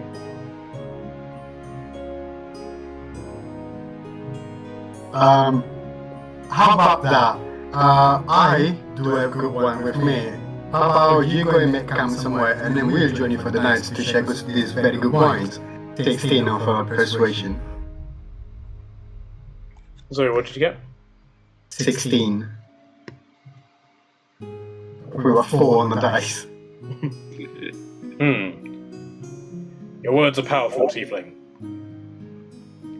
Very well. We shall take up residence somewhere else. And we shall see if you are as good as your word in terms of the good wine. I do have a bottle of wine with me in my inventory. Mine too, for some reason. You can have beer as well. Beer. Beer is better.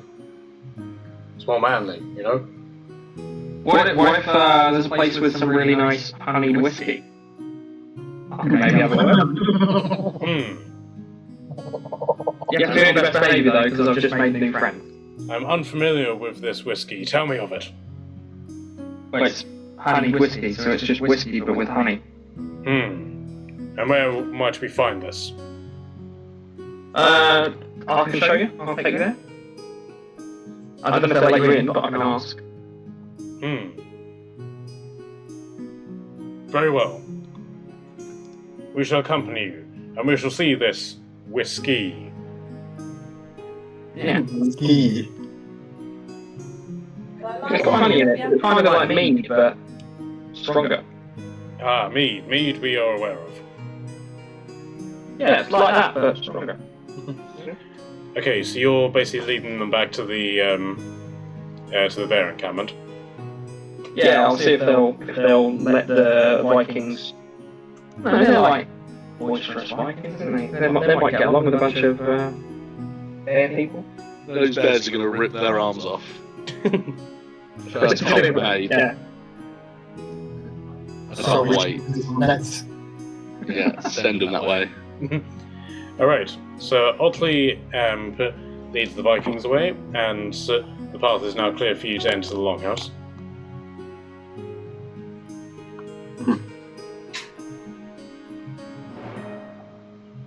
I really don't have a good feeling about this longhouse, by the way, guys. Okay, so there are two guards standing on either side of the opening in the wall. The wall has been decorated with was effectively ivy plants and grapevines and things like that, but you can tell that this wall is in a very poor state of repair, to the point that the entrance into it isn't the doorway into it, it's just a massive hole in the wall that they've then decorated.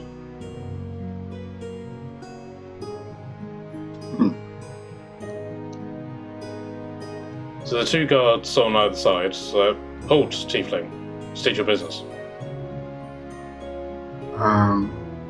We're here to gather information about the Shadowlands here in the forest.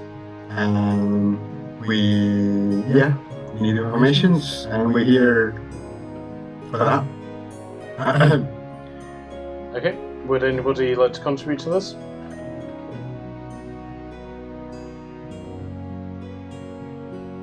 I'll just agree. Yeah. And then give him guidance.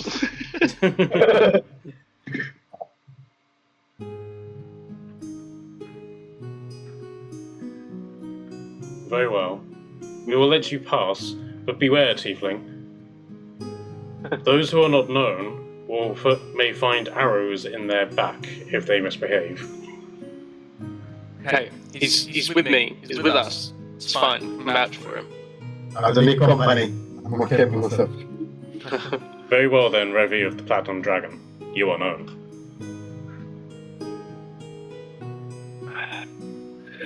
That is weird how they keep saying that. I know, right? It is. It's odd. Yes, it is. Dur of the Moon Circle. You are known. Yeah, that's not even my real name. That's just what the kids used to call me. You don't know shit. Or do we?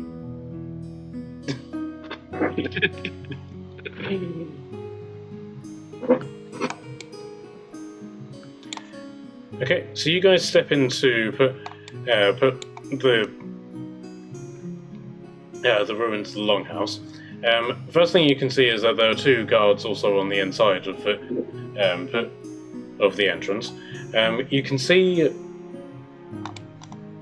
what appears to be a giant nest in which the giant eagle has sort of like perched itself and is just presiding over the situation. But it's sitting on what appears to be quite a very vibrantly coloured rug, which I'll wait for Natalie to come back to comment on. But are several of the Asharu warriors that you've seen scattered around, and as the guys have probably noticed, in their very naked state. Yeah. But there are two people who appear to be people of authority here. That one. So the one behind the table.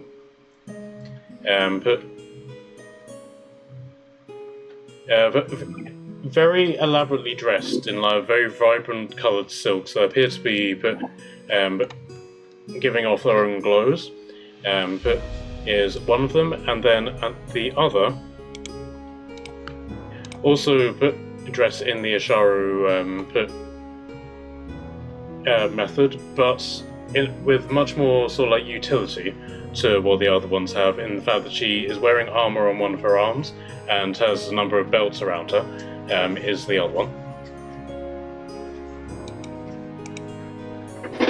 And then as you walk in, you sort of hear the creaking of wood, and you can see that one of the zombie tree people is in the room with you as well.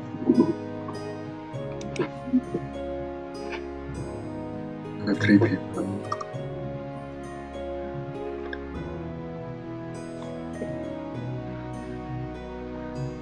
So now you're in here, and as all of you step through, the guards at the door, they sort of stamp their spears on the floor to sort of announce your presence, and everyone looks up at you, including the bird. Including the bird,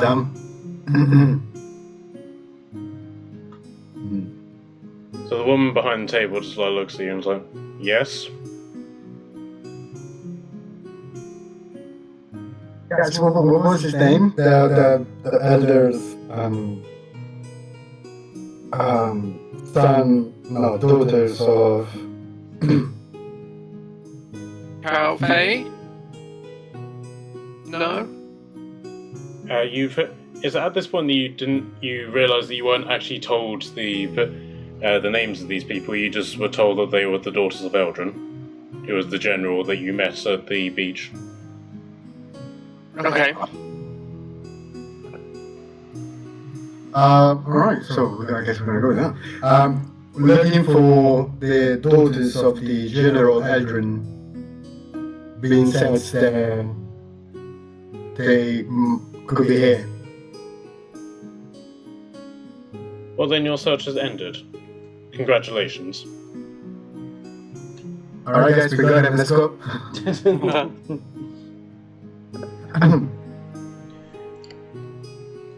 Well, seeing as you're here, you might as well linger, enjoy the view, as it were. Sure. So you can see that aside from like this sort of like circle of Asharu sisters, you can also see that there are two elves who are dressed effectively in very vibrantly coloured ghillie suits.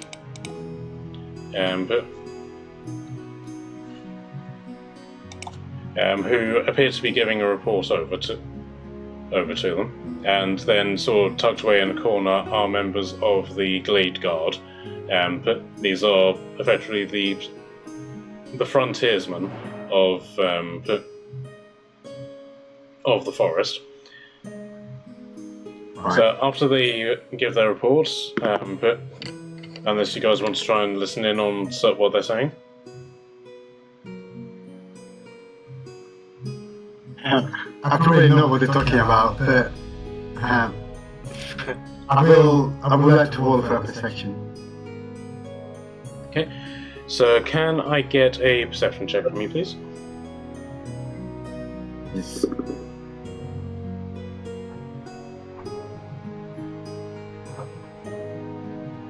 Oh, 23. Oh, we're still 17. Nice. Okay, so the scout basically says that from what we can tell, the spiders and the undead cannot pass through the veil without succumbing to the sunlight. However, it seems that the drow can. While they are susceptible to the effects of sunlight and it pains their eyes, they can pass through, and it seems that they need to set up some sort of totem system to allow the shadows to pass forward.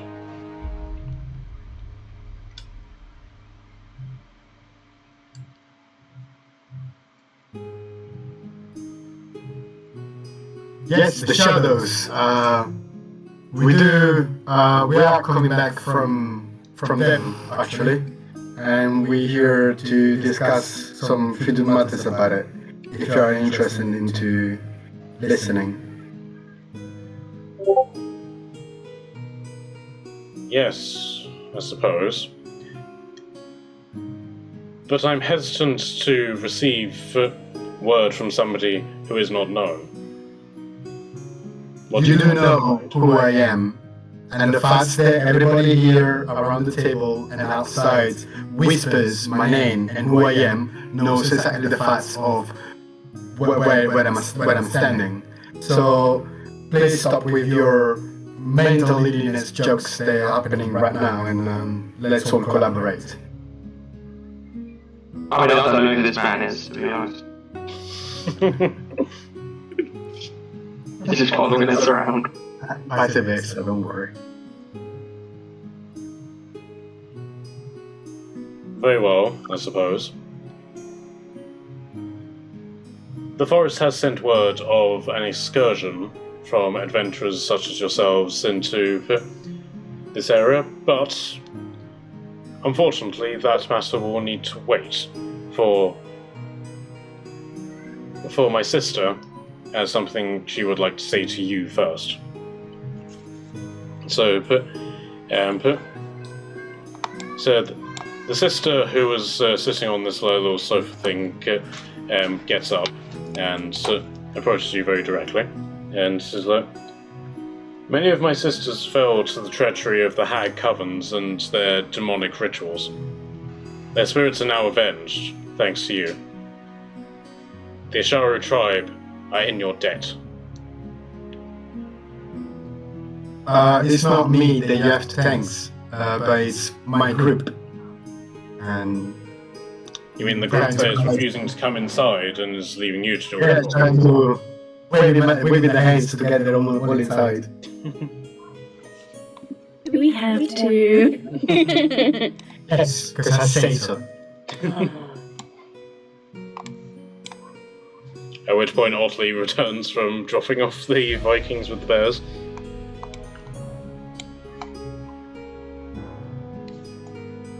So Doe, are you joining as well? He's on BRB. Okay. And Otli, are you entering as well? Yeah, he'll join. Sure.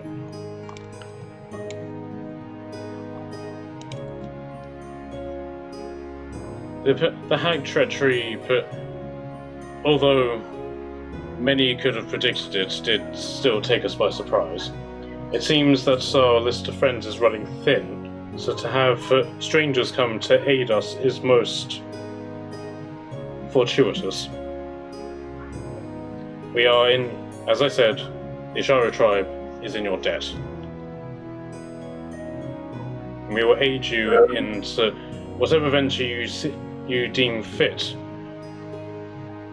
into your excursions into the darkened realm.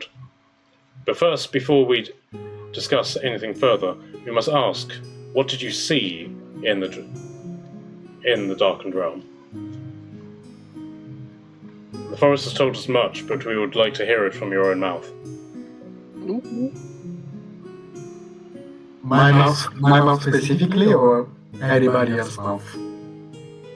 Well, anyone's could suffice, but yours with your 24 charisma would be much more interesting. Academically speaking, of course. Academically speaking. So the thing is that whatever and however this thing is got cast around the forest, it must be something truly ancient, and we all know, we all understood this part. What we discovered from the inside is that it's like time goes faster, almost like doubles on the inside. So kind of like if you die faster, kind of thing. Yes, we've seen such things when we first investigated the Shadowlands. The human prisoners that we took from our battles against the Red Paladins, we put them through for a few days, and they came out so horribly aged. Yeah, that is one of the concerns that we had. And plus, do you know anything about 8-limbed queen, possibly also called as Mother of Shadows?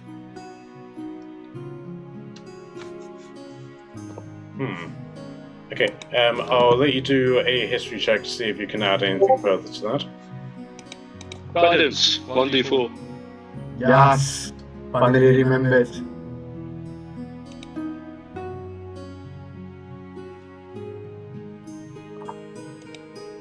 Oh, So what did you get? 11. Okay, you also did pick up a name drop from the Dryters as well, Arasta. Rasta. Yes, I did not understand if it was the actual name of the mother or not. Yes, we have heard of this name repeated by souls that have attempted to breach the barrier and have succumbed to the sun, and they scream this name with their final breath. We're not sure if it is the same Arasta that we are familiar with, but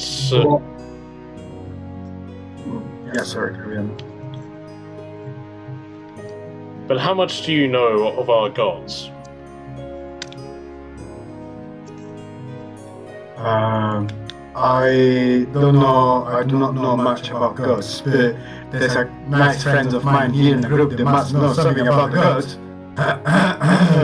I mean, do you want a religion check out of me? Out of experience. I'd rather a history check. I can speak of gods. Well, you can either do a religion check, or feel free to stick your fingers in my mouth. Is anyone going to stop me? Please don't. No. Please. Sure thing. No! Don't encourage it! I got a 13 on my history check. If you don't, I'm gonna stick my fingers in his mouth and do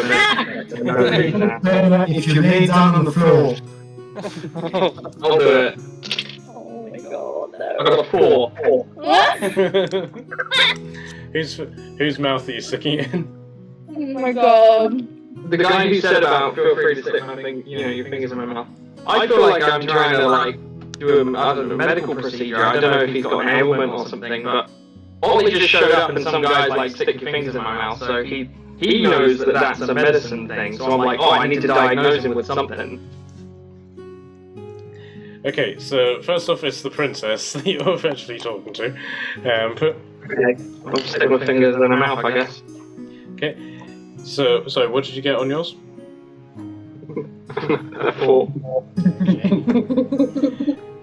Okay, so if she basically can't beat that, yeah, she beat that with an 11 plus her dexterity. She just sort of swipes her hand away, and it's very ballsy, but no. I thought you said to... Was that not you? Oh man, She's a little bit too tall for you. That's all. I mean, hold up. What? As I said, it works better once you lay down on the floor. Okay, so but, the one who's behind the table is sort of shaking her head at this and so, for God's sake, can you not go 5 minutes without flirting with someone?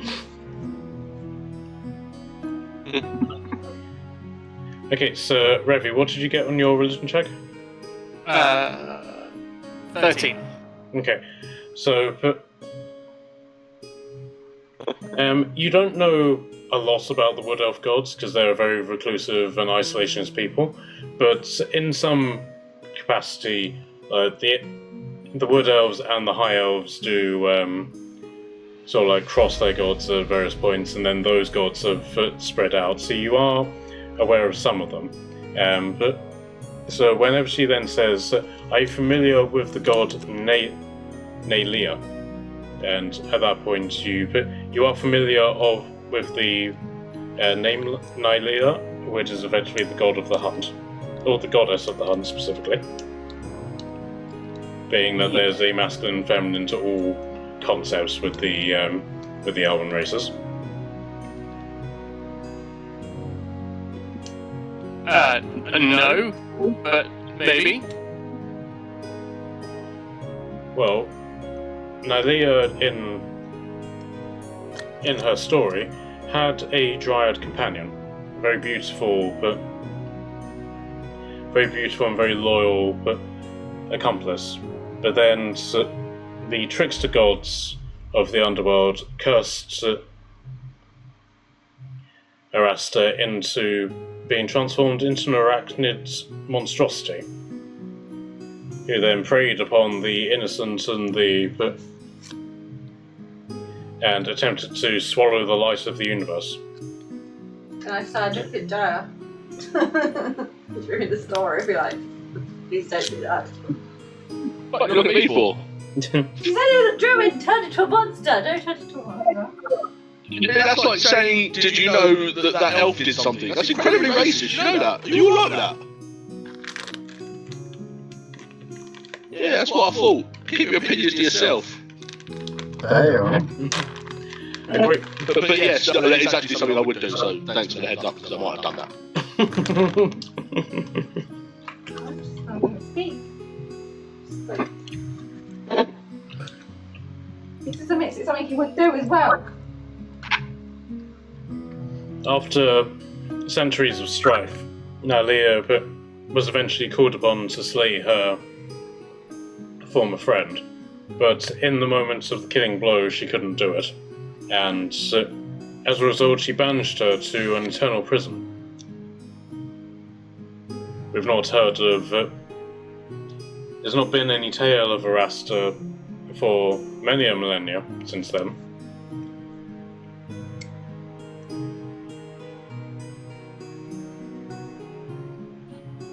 So what brings to actually trying to escape from underground?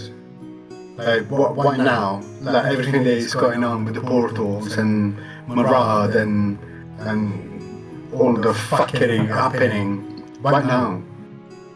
Okay, so I'll just simply do a quick recap of the campaign story, which I'll be honest is quite understandable because you guys have been very sidetracked recently.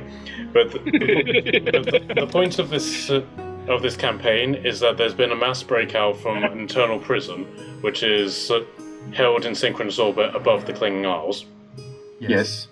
You've been dealing. I did not know that. Durr did not know that either. You've been Carry on. You've been dealing with the escapees of this. So there was an Atlantean prince. There was a Wendigo. Aiden was one. Jack the Ripper. Jack the Ripper, Fenris from Ragnarok, and various others. And Beholder. yeah, and a beholder. But the story that you've just heard does match up with what you've been dealing with. So it's quite likely that this Arasta was sent to this prison and then has escaped with this mass breakout. Oh, now it makes sense.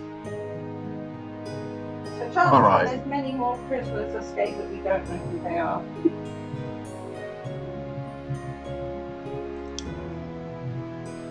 Alright, what about those drows that people have been talking about?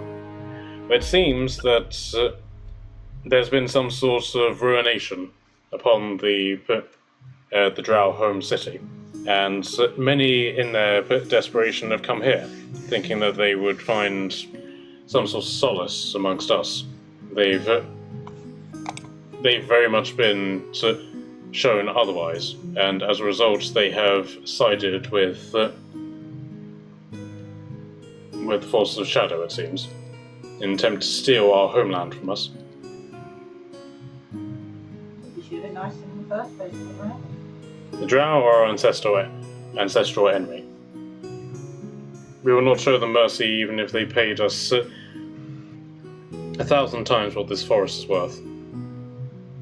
Do you know why they choose this forest as a starting point? There are many underground passages that link the world to various others. From what we can tell is that they have conveniently gone through one of these tunnels and ended up here. It's quite possible that in your journeys throughout the islands outside of Athalorian, you may start to come across more Drow as they attempt to spread their influence. We used to hang out with the Drow. Think of. The rogue one.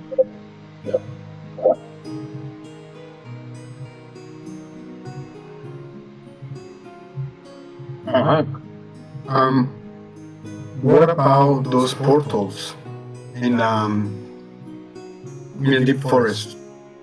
The portals seem to be a byproduct of what's happening to an island to the west, a place called Dripsir, where it seems that a demonic invasion is occurring there and is beginning to spread into our land as we battle against both the Red Paladins and the forces of this shadow curse.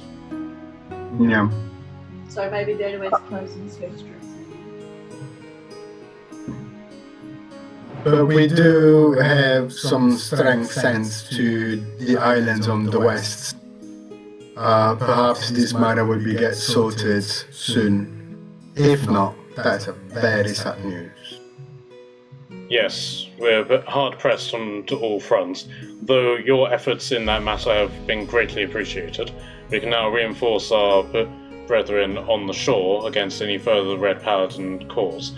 And because of that, any forces that we were preparing to send against the demons, we can now send to aid against the Red Paladins. That's great.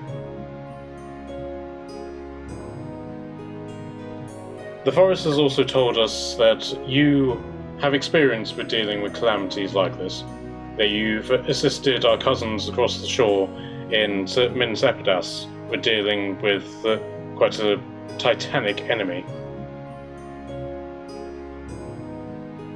The forest has also told us that it is your plan to do the same here.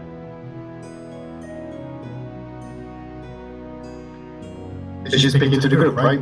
Yes. Yeah, I guess so. Which Titanic enemy? We killed loads of enemies recently. You can be more I think specific. they mean the giant dragon. Oh, that one. Yeah. Yeah, that was us. Wait, was it us? Did we kill like 4 dragons? And made friends with dragons. The fact I that made you friends have to with ask dragons. yourself Lots of this brings me pause. No, we killed the boss man's soul in dragon form and saved the other dragon. We did. I felt like we killed another one. Maybe we didn't. We found a dead one. Was it a red? No. What was? I thought there was another one we killed. I can't remember. So many dragons. Right. Yeah, so Yeah, it all was of all right. the dragons that you encountered in Mincepidas, you did something to help them. The green dragon who is now marrying Tordum, you did fight briefly to help break That the was curse it. that he was under. Yeah, that's it.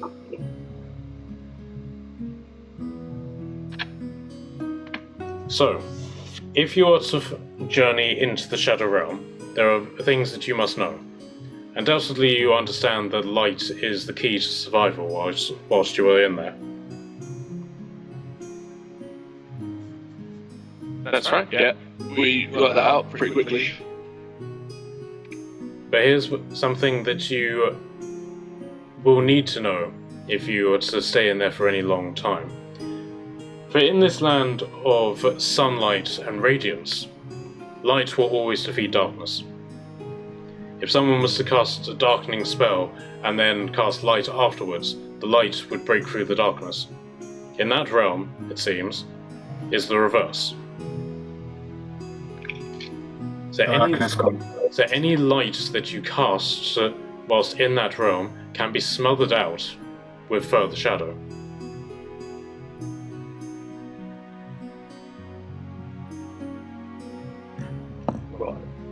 Our scouts have reported sightings of monsters that can consume magic, consume light itself. These great shadow beasts that nobody has survived contact with them, only dealt with them from afar.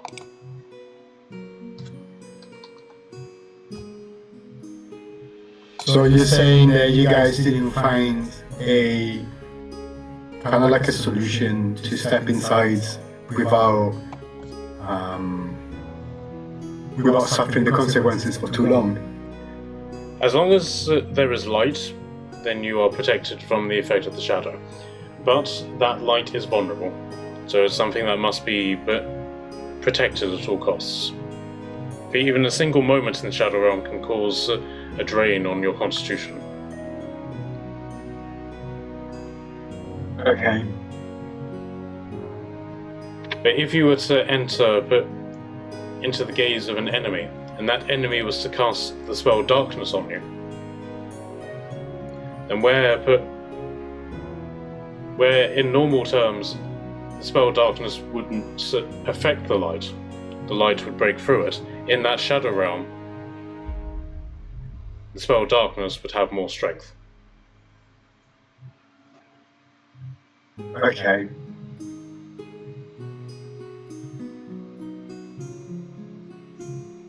But there is also, and so she, as she's saying this, she's going through all these different pieces of paper on her desk, and eventually she comes up with what appears to be a drawing that somebody has done, and effectively comes up with an image of this. Ooh. Tormentor. Looks like Batman's fucked Venom. Right. That's the thing we fought in the Bard's College. Yeah. Yeah. Oh, fuck. That's not good. And I fear that in that land of shadow, they may be more powerful than what they would have been here in the land of radiance. Oh, shit.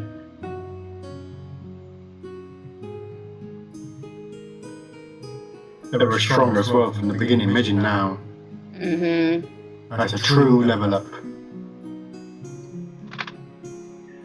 Alright.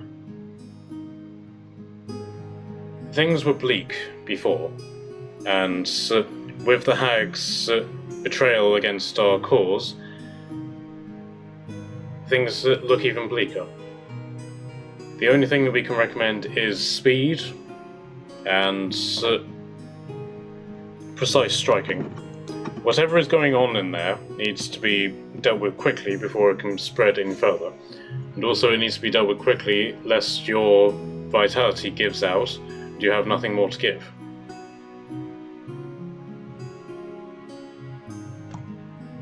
From what we can tell, there is some sort of cult which is occurring. we've seen many images and sightings of driders, dark elves and spiders combined. Some form of mutilation is occurring there. Driders are not naturally created, they are combined with the body of a spider and the body of a drow.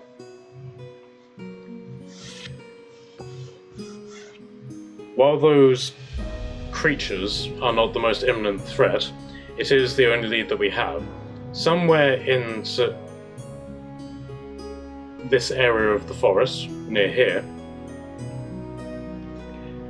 in the Shadow Realm, is the place where this process is completed. If you can find it and destroy it, that would lend aid to the cause, and we can try and narrow down exactly where the forces have their base camp.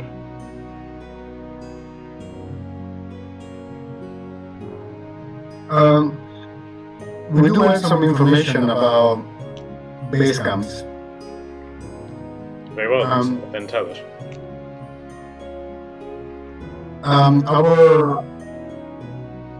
Our really short friend managed to get some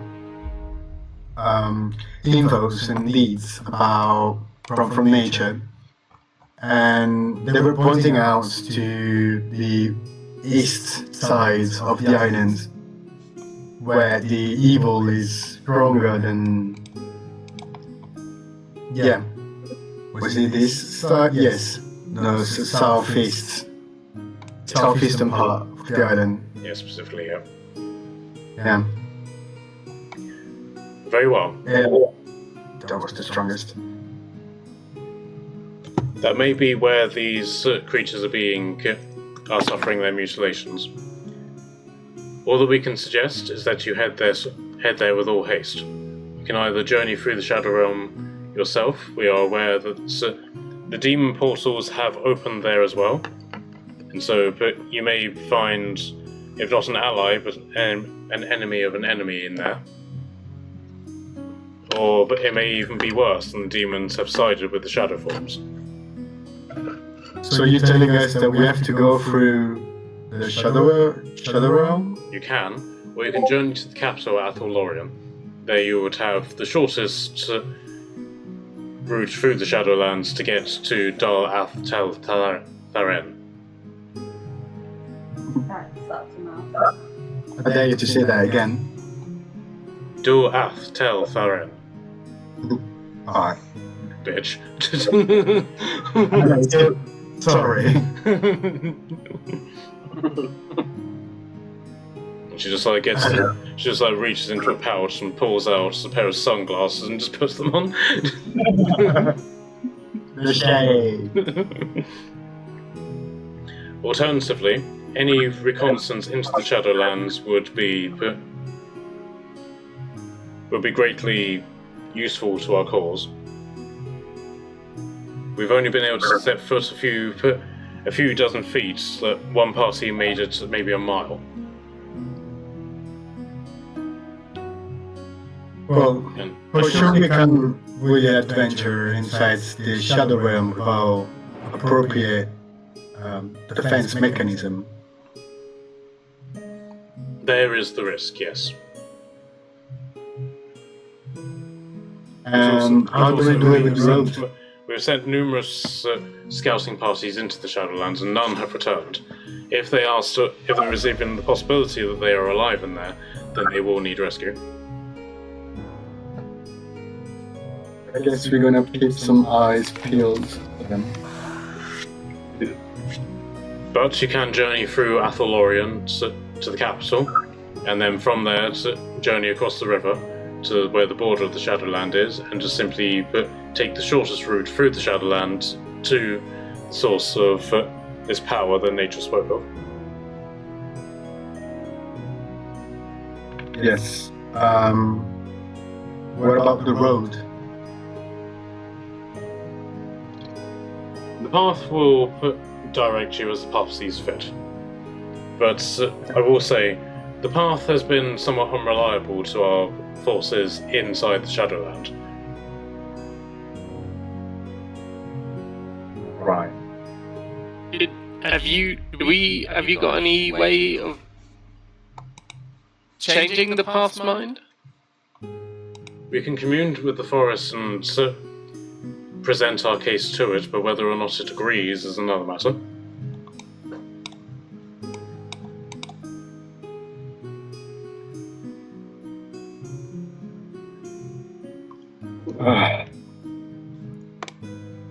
Well, definitely do that. That would be good, because we're looking for a highway. Highway to evil. Hey. You should make a song out of that. If only there was a bard in your party. Yeah.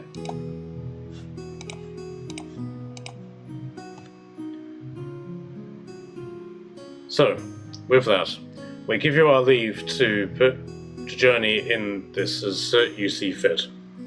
We can provide mounts for you if you prefer.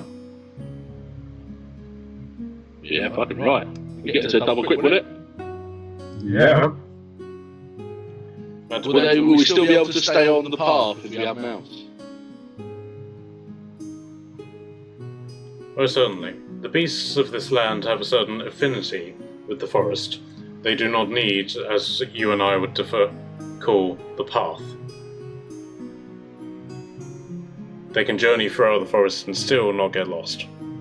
Yeah, but if we left the path, then we can't find it again. What if they like run off the path and then die? Are we fucked? Yeah. Yeah. Right. Now I'd put to make that jaw before that happens, and then we're like, oh shit. Yeah, no, that's a really good point, actually. You could be our mounter. I'll be out, yeah. Yeah, but we can't ride in, like, all of us. Oh, we've got magic carpets, aren't we? Not with that attitude, you can't. I've heard something really fucking big and probably carry most of you. So, random thing, it came up in my session the other day. I found a CR3 beast, and it actually says on it that it can be mounted by like a shitload of things. Is it? Is it like a giant centipede? No, it's called a war spider. Oh shit. I don't. It's, You've said one of my players is terrified of spiders, so I thought it would be funny to use as an enemy. And I had a guy riding it, and then the druid in the party decided they're going to try and befriend it. Sorry, what was it? It's called a war spider.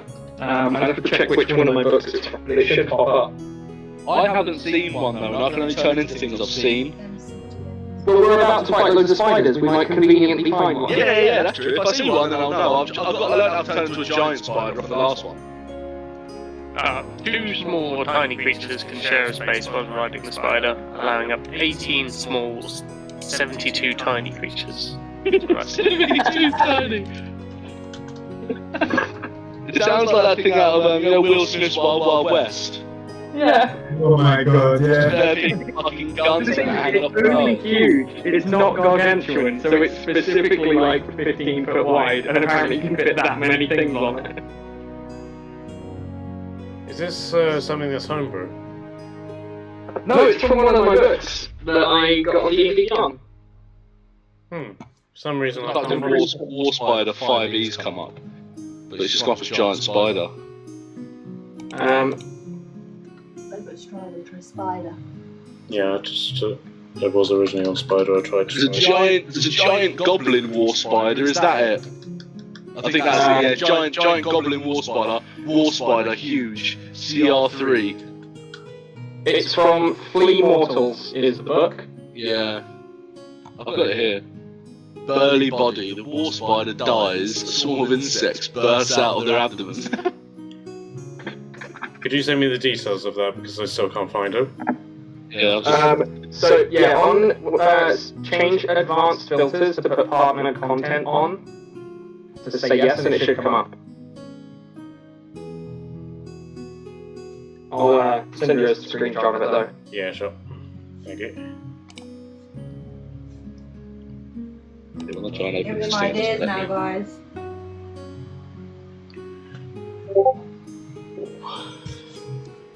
I love it because the creature comes with a content warning. Okay. Because some people are scared of spiders. Oh, okay. Hang on, I'll leave the litter in. Goblin is just hanging off the back of it. Yeah. And it's got fucking battle axes strapped to its legs. That's fucking. Yeah, it's got. You can just walk through enemies and it lets you like kick them with your blade legs. I'll send there you go, there's a picture of it as well. Right. This is very War Thunder as well. The Total War Warhammer version, even not War Thunder. That's fucking. I always get it mixed up, War Thunder and Total War.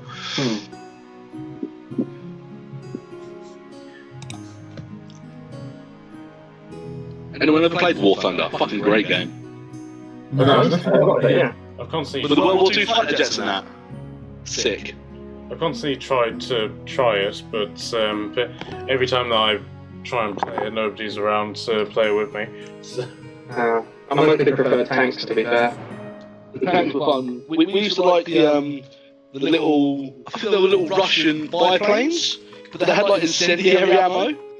Because everything was made of wood, you would just set everything on fire. It's so much fun. Yeah.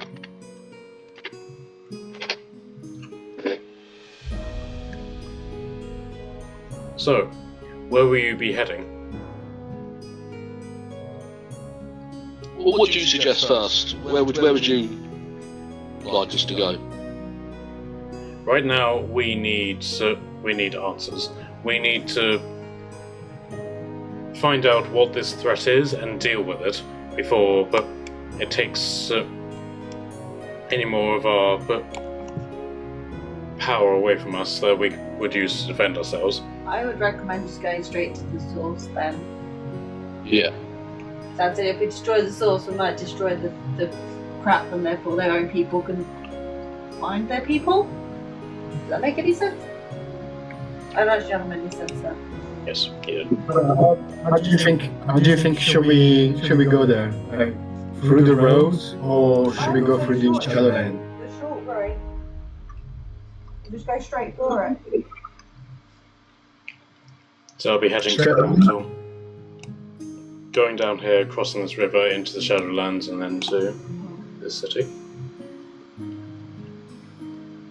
That would be my suggestion. Because also we won't be able to rest in the Shadowlands, and if we're going to go up against some big motherfucker, we kind of don't want to be like too knackered to do it.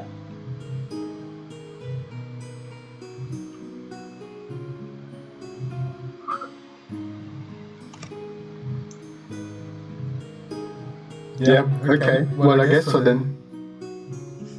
Okay, George, what's your input on this? We've got to follow the path, so definitely stay on the path. But follow the path. We go as the path guides. Yeah. It's literally our only choice, so... Yeah, honestly. Okay, Trin, what's your view on it? I'm the same, honestly. Don't tempt fate with a different bad, basically.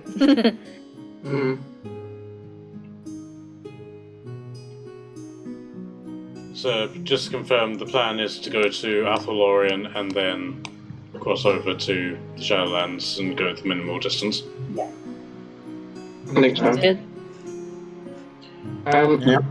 Matt, can I see if that potion guy has one that I sent you?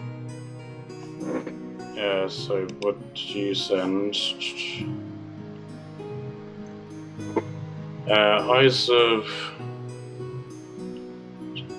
Eyes of Googly, Ring of Daylight, and Bottled Comet.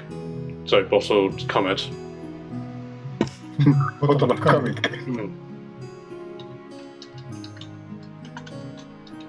That Ring of Daylight sounds pretty useful. Where we're going now? I was looking for potions that are and other stuff. Epic bottled bomb. Oh, that's from the other setting. It wouldn't work. I have a vampire in a jar if you want it. What? But she thinks it's a vampire in a jar. It isn't. Oh yeah, when you tried to put Strahd in there and then it didn't work. Oh look, can you not see? It's like a tiny piece of his hair or something he's stuck in there just doing like that. Okay, so let me just roll to see if he's got these things. That is 80, so no on the Eyes of Googling. Damn it. But no on the Ring of Daylight.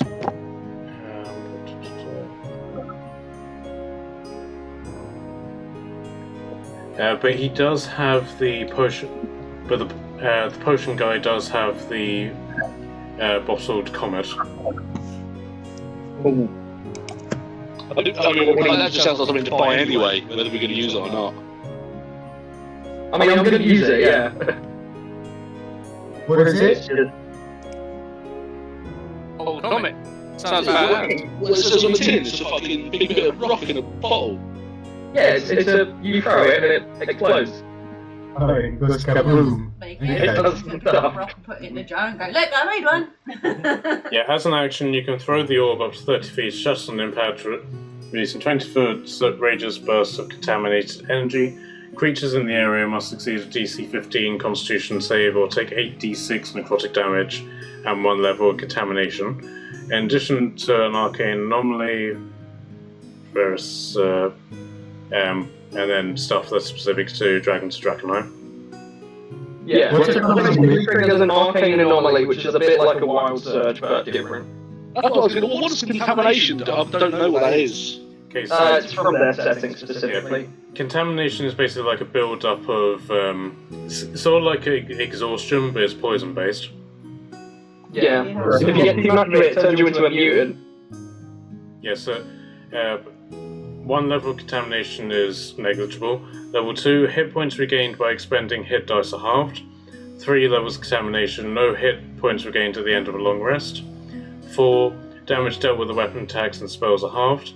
5 is you're incapacitated, and 6 you undergo a monstrous transformation. Yeah.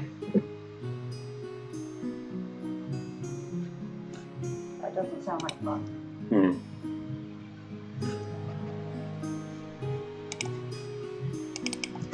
I wonder, if somebody forced a monstrous change on a druid, would they technically just be able to wild shape back into themselves?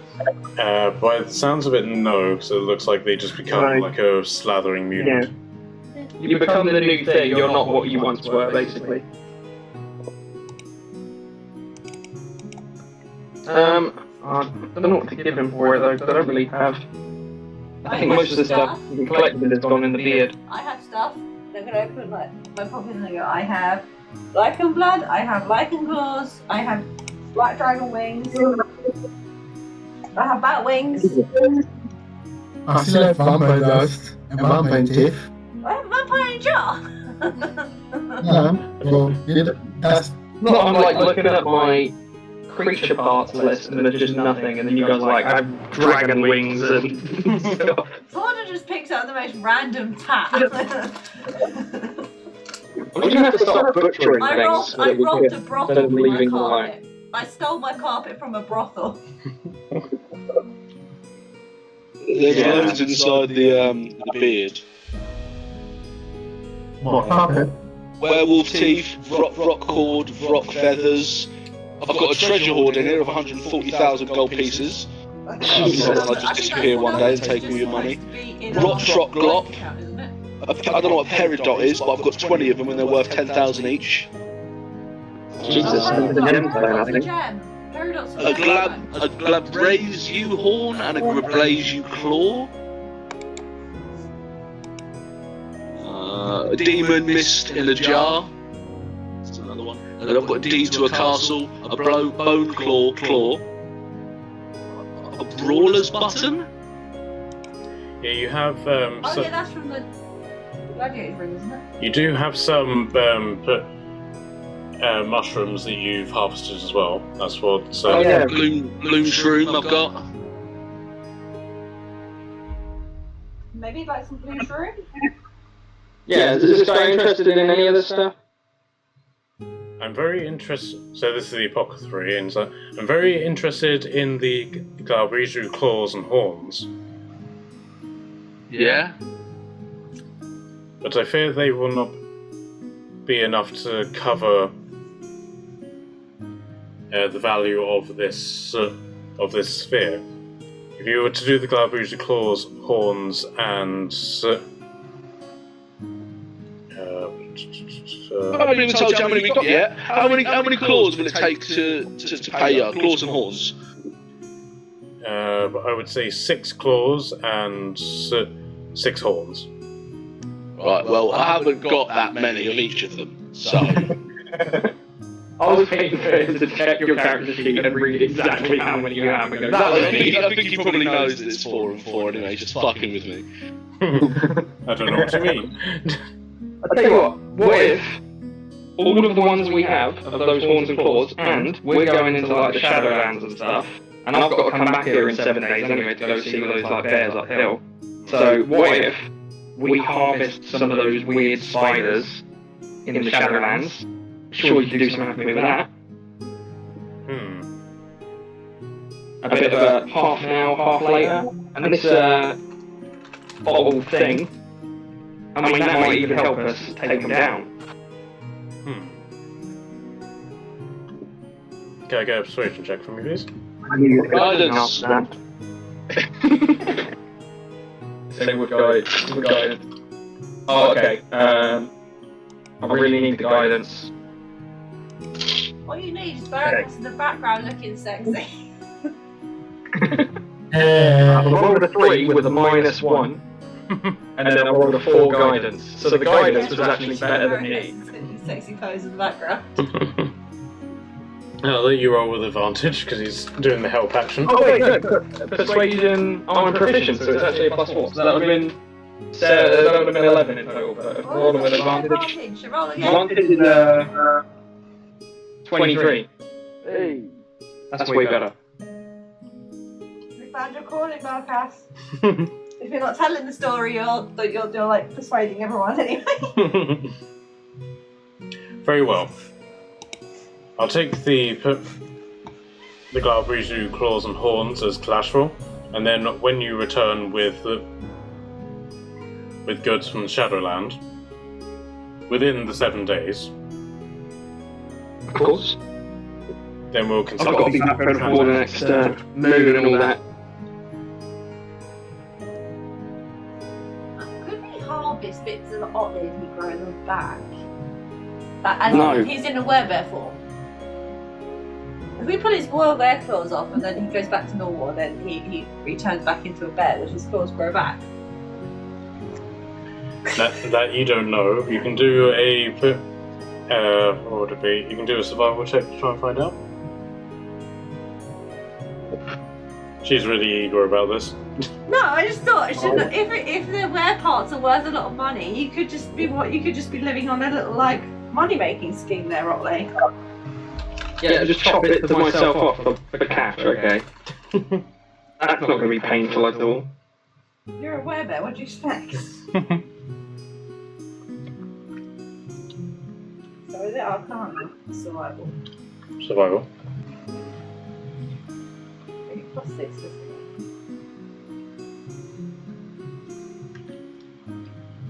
19. Okay, so shaving the claws would, or sort of like cutting them off, sort of like in a mid capacity. They would grow back after you cut them off. He goes back to humanoid, transforms back. They'll be there. Yeah. But physically removing claws, like declawing. Yeah, no, them, not that wouldn't- declawing, like wouldn't work. just like nail clipping. Yeah, nail clipping would. There you go, there you got a money making scheme now. Yeah, I don't know how I feel about I don't suppose you can choose what you couldn't turn into a were horse, could you? that. No, I don't think so. No, Why would I want to be a horse? So people can ride you. Oh, I mean, we're on the topic of chopping body parts off. I thought he was going to talk about making glue. No, well, maybe you could rent yourself out to like a farm or something, battlefields. I don't know. Yeah, but surely if I turn into a bear, that'd be stronger, wouldn't it? We've got a druid! They can do that. Why are you saying I should do it? Two I was rounds just better saying, than one, isn't it? their bear claws might be worth some money, that's all. You want this potion, maybe pick for your own claw would like half the difference. And I'm sure a farm would pay you to plough their fields as well. I think we should start harvesting each other for bits. No. Right, how much can we get for some tiefling horns? We've got some red lizard scales. We've got some green goblin skin. How much do you reckon we'll get for that? And you have me as well, darling. Yeah, I think you'll probably pay us to not let you go near them. Well, I was But that's just still a going good to say, business Frank, you're priceless. That I am, darling. I am so priceless. It makes me just want to strip off all my clothes and dress myself up in money. Off you go then, bye. Frank's always selling bits of himself anyway. Exactly. He's priceless because he ain't worth nothing. Does it in a little jar and just gives it to people.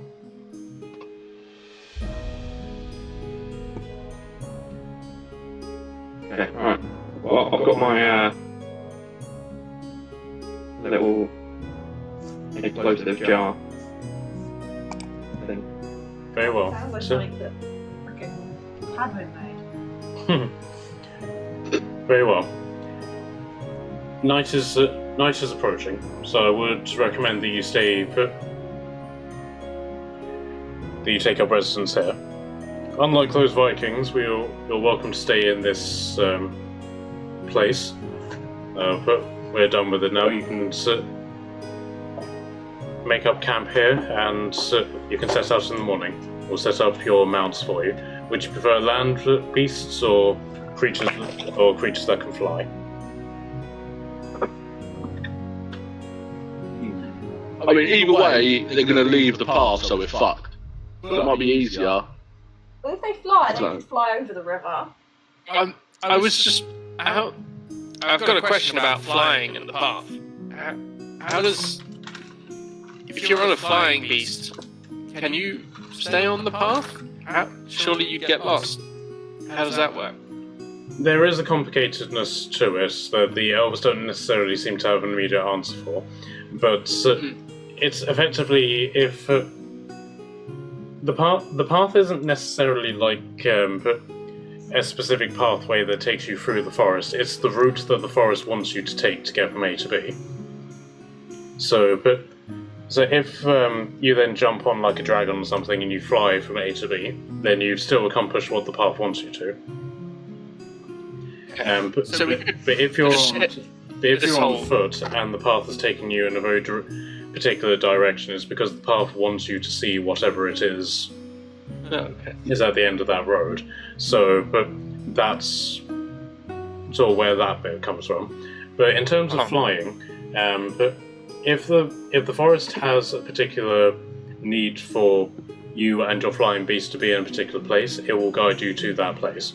And they basically said that the animals have an affinity with the forest, so that they accept that as just like a point of fashion. So it's like having a remote-controlled car plugged into your GPS. If you suddenly change the destination of it, it will go to that place. But yes, in terms of you being on the beast, and the beast decides to veer away from the path for whatever reason, because it feels like it's got a more direct approach, that's you putting your faith in the beast, and the beast can potentially screw you over. Okay. I still have a 5th level spell slot. Is it worth me scrying on the place we're going before we go to sleep? Wouldn't hurt. Maybe Barakas also would suggest to look for the wild hunt. Just in case. But just in case. Do you want me to? You keep that to yourself, so I can scry on them if you wanted me to. I'll whisper in your ear. Make a persuasion check. For real? Yeah. So you're trying to tempt me from changing our objective to this thing we're trying to go and kill, just to look on something for you because you're just curious. Oh, let's not everyone just curious. Well, I don't know your reasons. You ain't told us anything.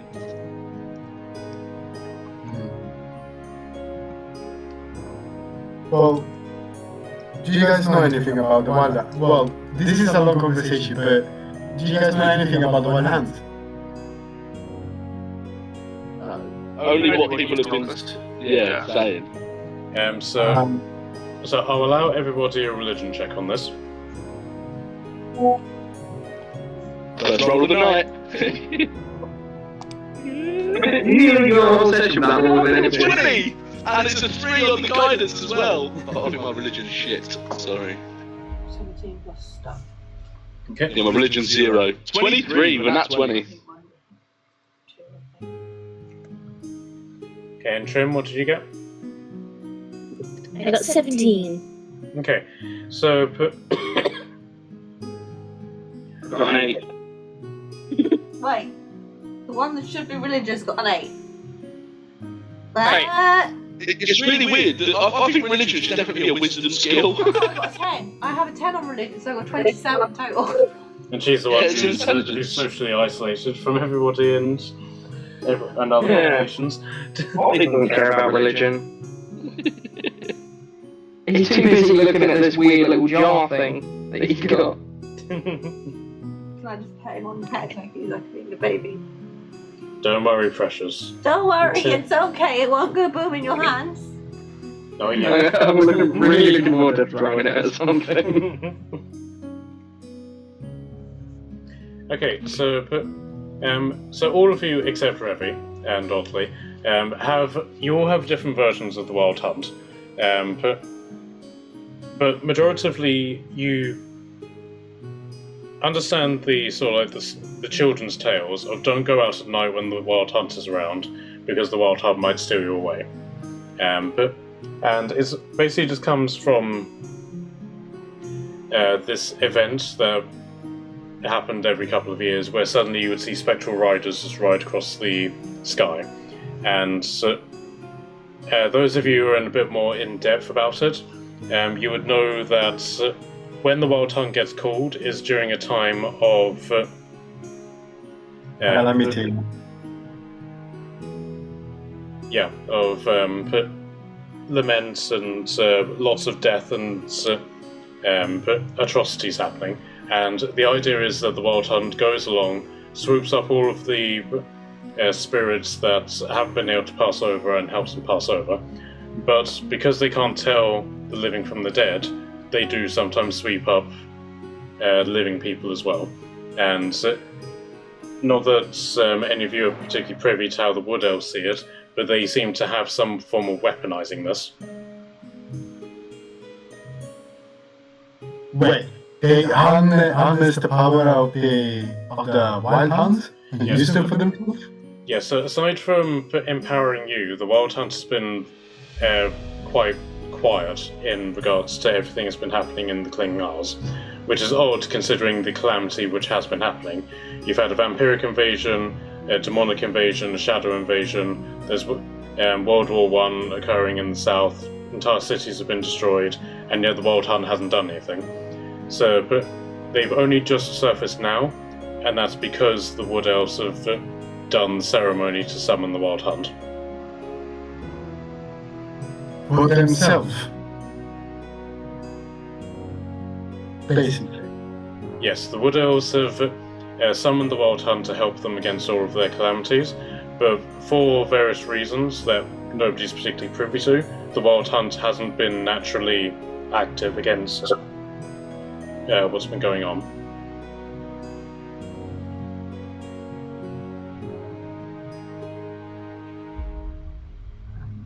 Can you bound something that big to just one place? I'm not particularly experienced in this matter, but from what we can tell, the Wild Hunt is impressed by the trophies that our people have been able to obtain. Atholorian is effectively a hunting ground of great beasts and mythical creatures. And this is something that the Wild Hunt seems to appreciate. So when we call them, sometimes they answer, sometimes they don't, but in this case they have.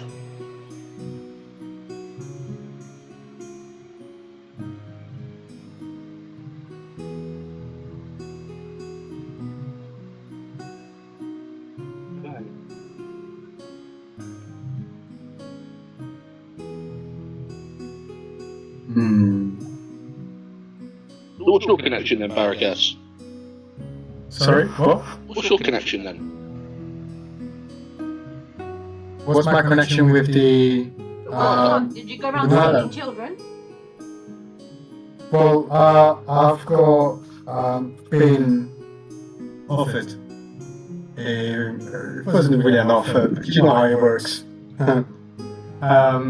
As to work as a child of the Wild Hunt, and I suddenly accepted. So you got stolen by the Wild Hunt?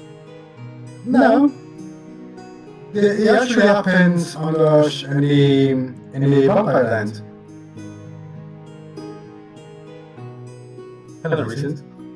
Well, you've had warlock powers for a while, and the King of the Wild Hunt revealed to you while you were in the Vampire Lands that he was your patron. But at that point, you were just simply a warlock with an unknown patron, and then the king revealed himself to you. How long ago in game was the Vampire Lands? I've lost all concept of time. Was it like 2 weeks ago? 2-3 weeks, yeah. Yeah. So That is pretty recent then. For you. yeah. The source of my power. And what, he just gives it to you like what, free of charge? You don't even have to do anything, that's it, you just get like magic and shit. Just gotta suck a dick one every now and then, but you know, it's fine. That's Frank seems to get by, he's alright, isn't he? No, well, I am kind of failing on it, to be honest. Sad Barracas. What is it?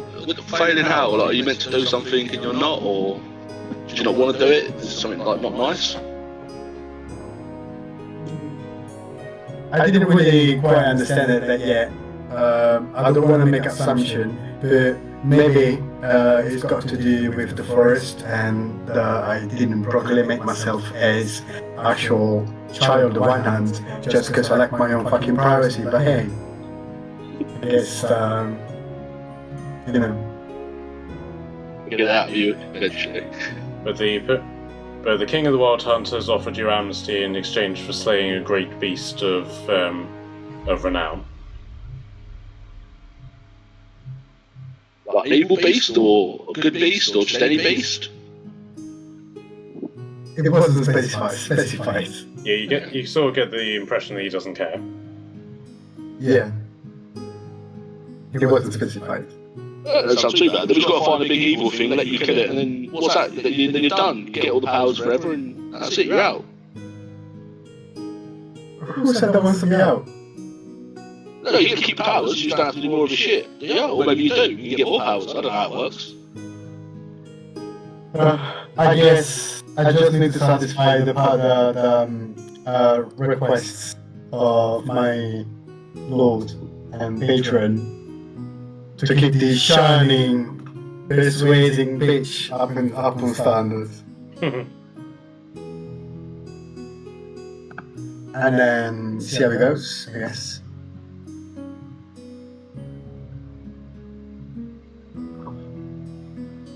Does anyone want to make any other input in this?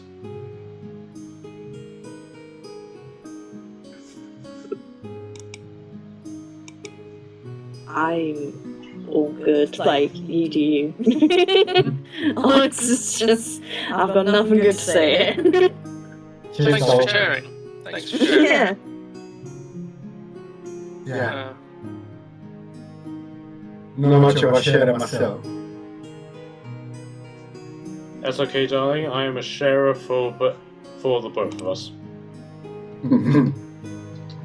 Thank you.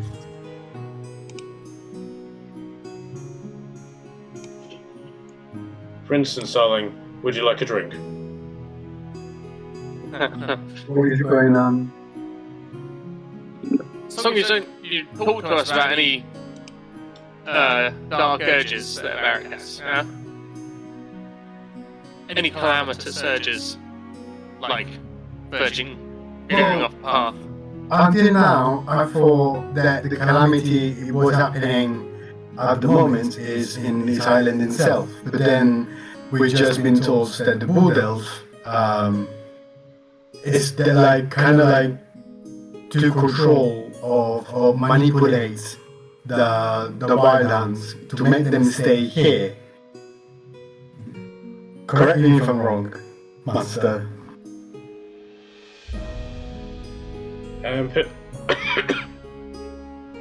So he goes for a little while before you get an answer, but he does eventually answer, and so they have summoned us. We are inclined to deal with their problem, provided they give us tribute.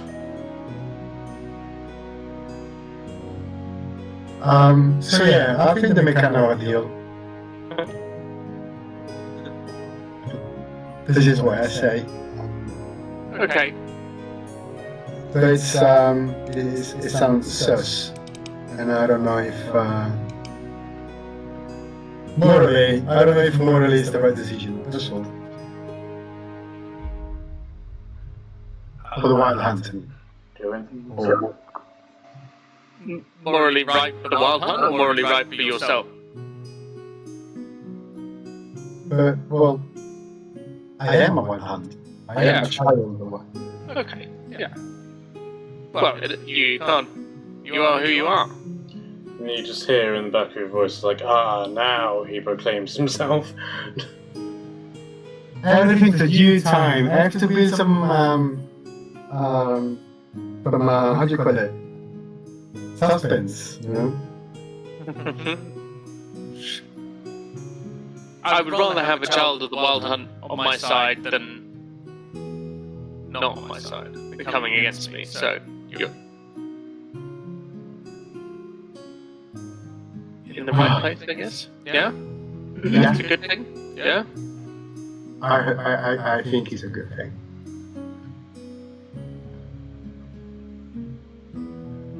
Alright then. So, but do you guys want to do your long rest for the night, and then we can pick up in the morning? Yeah, cool. We don't need to do it now, but before we go, I'll scry the night before, but we can do that next week.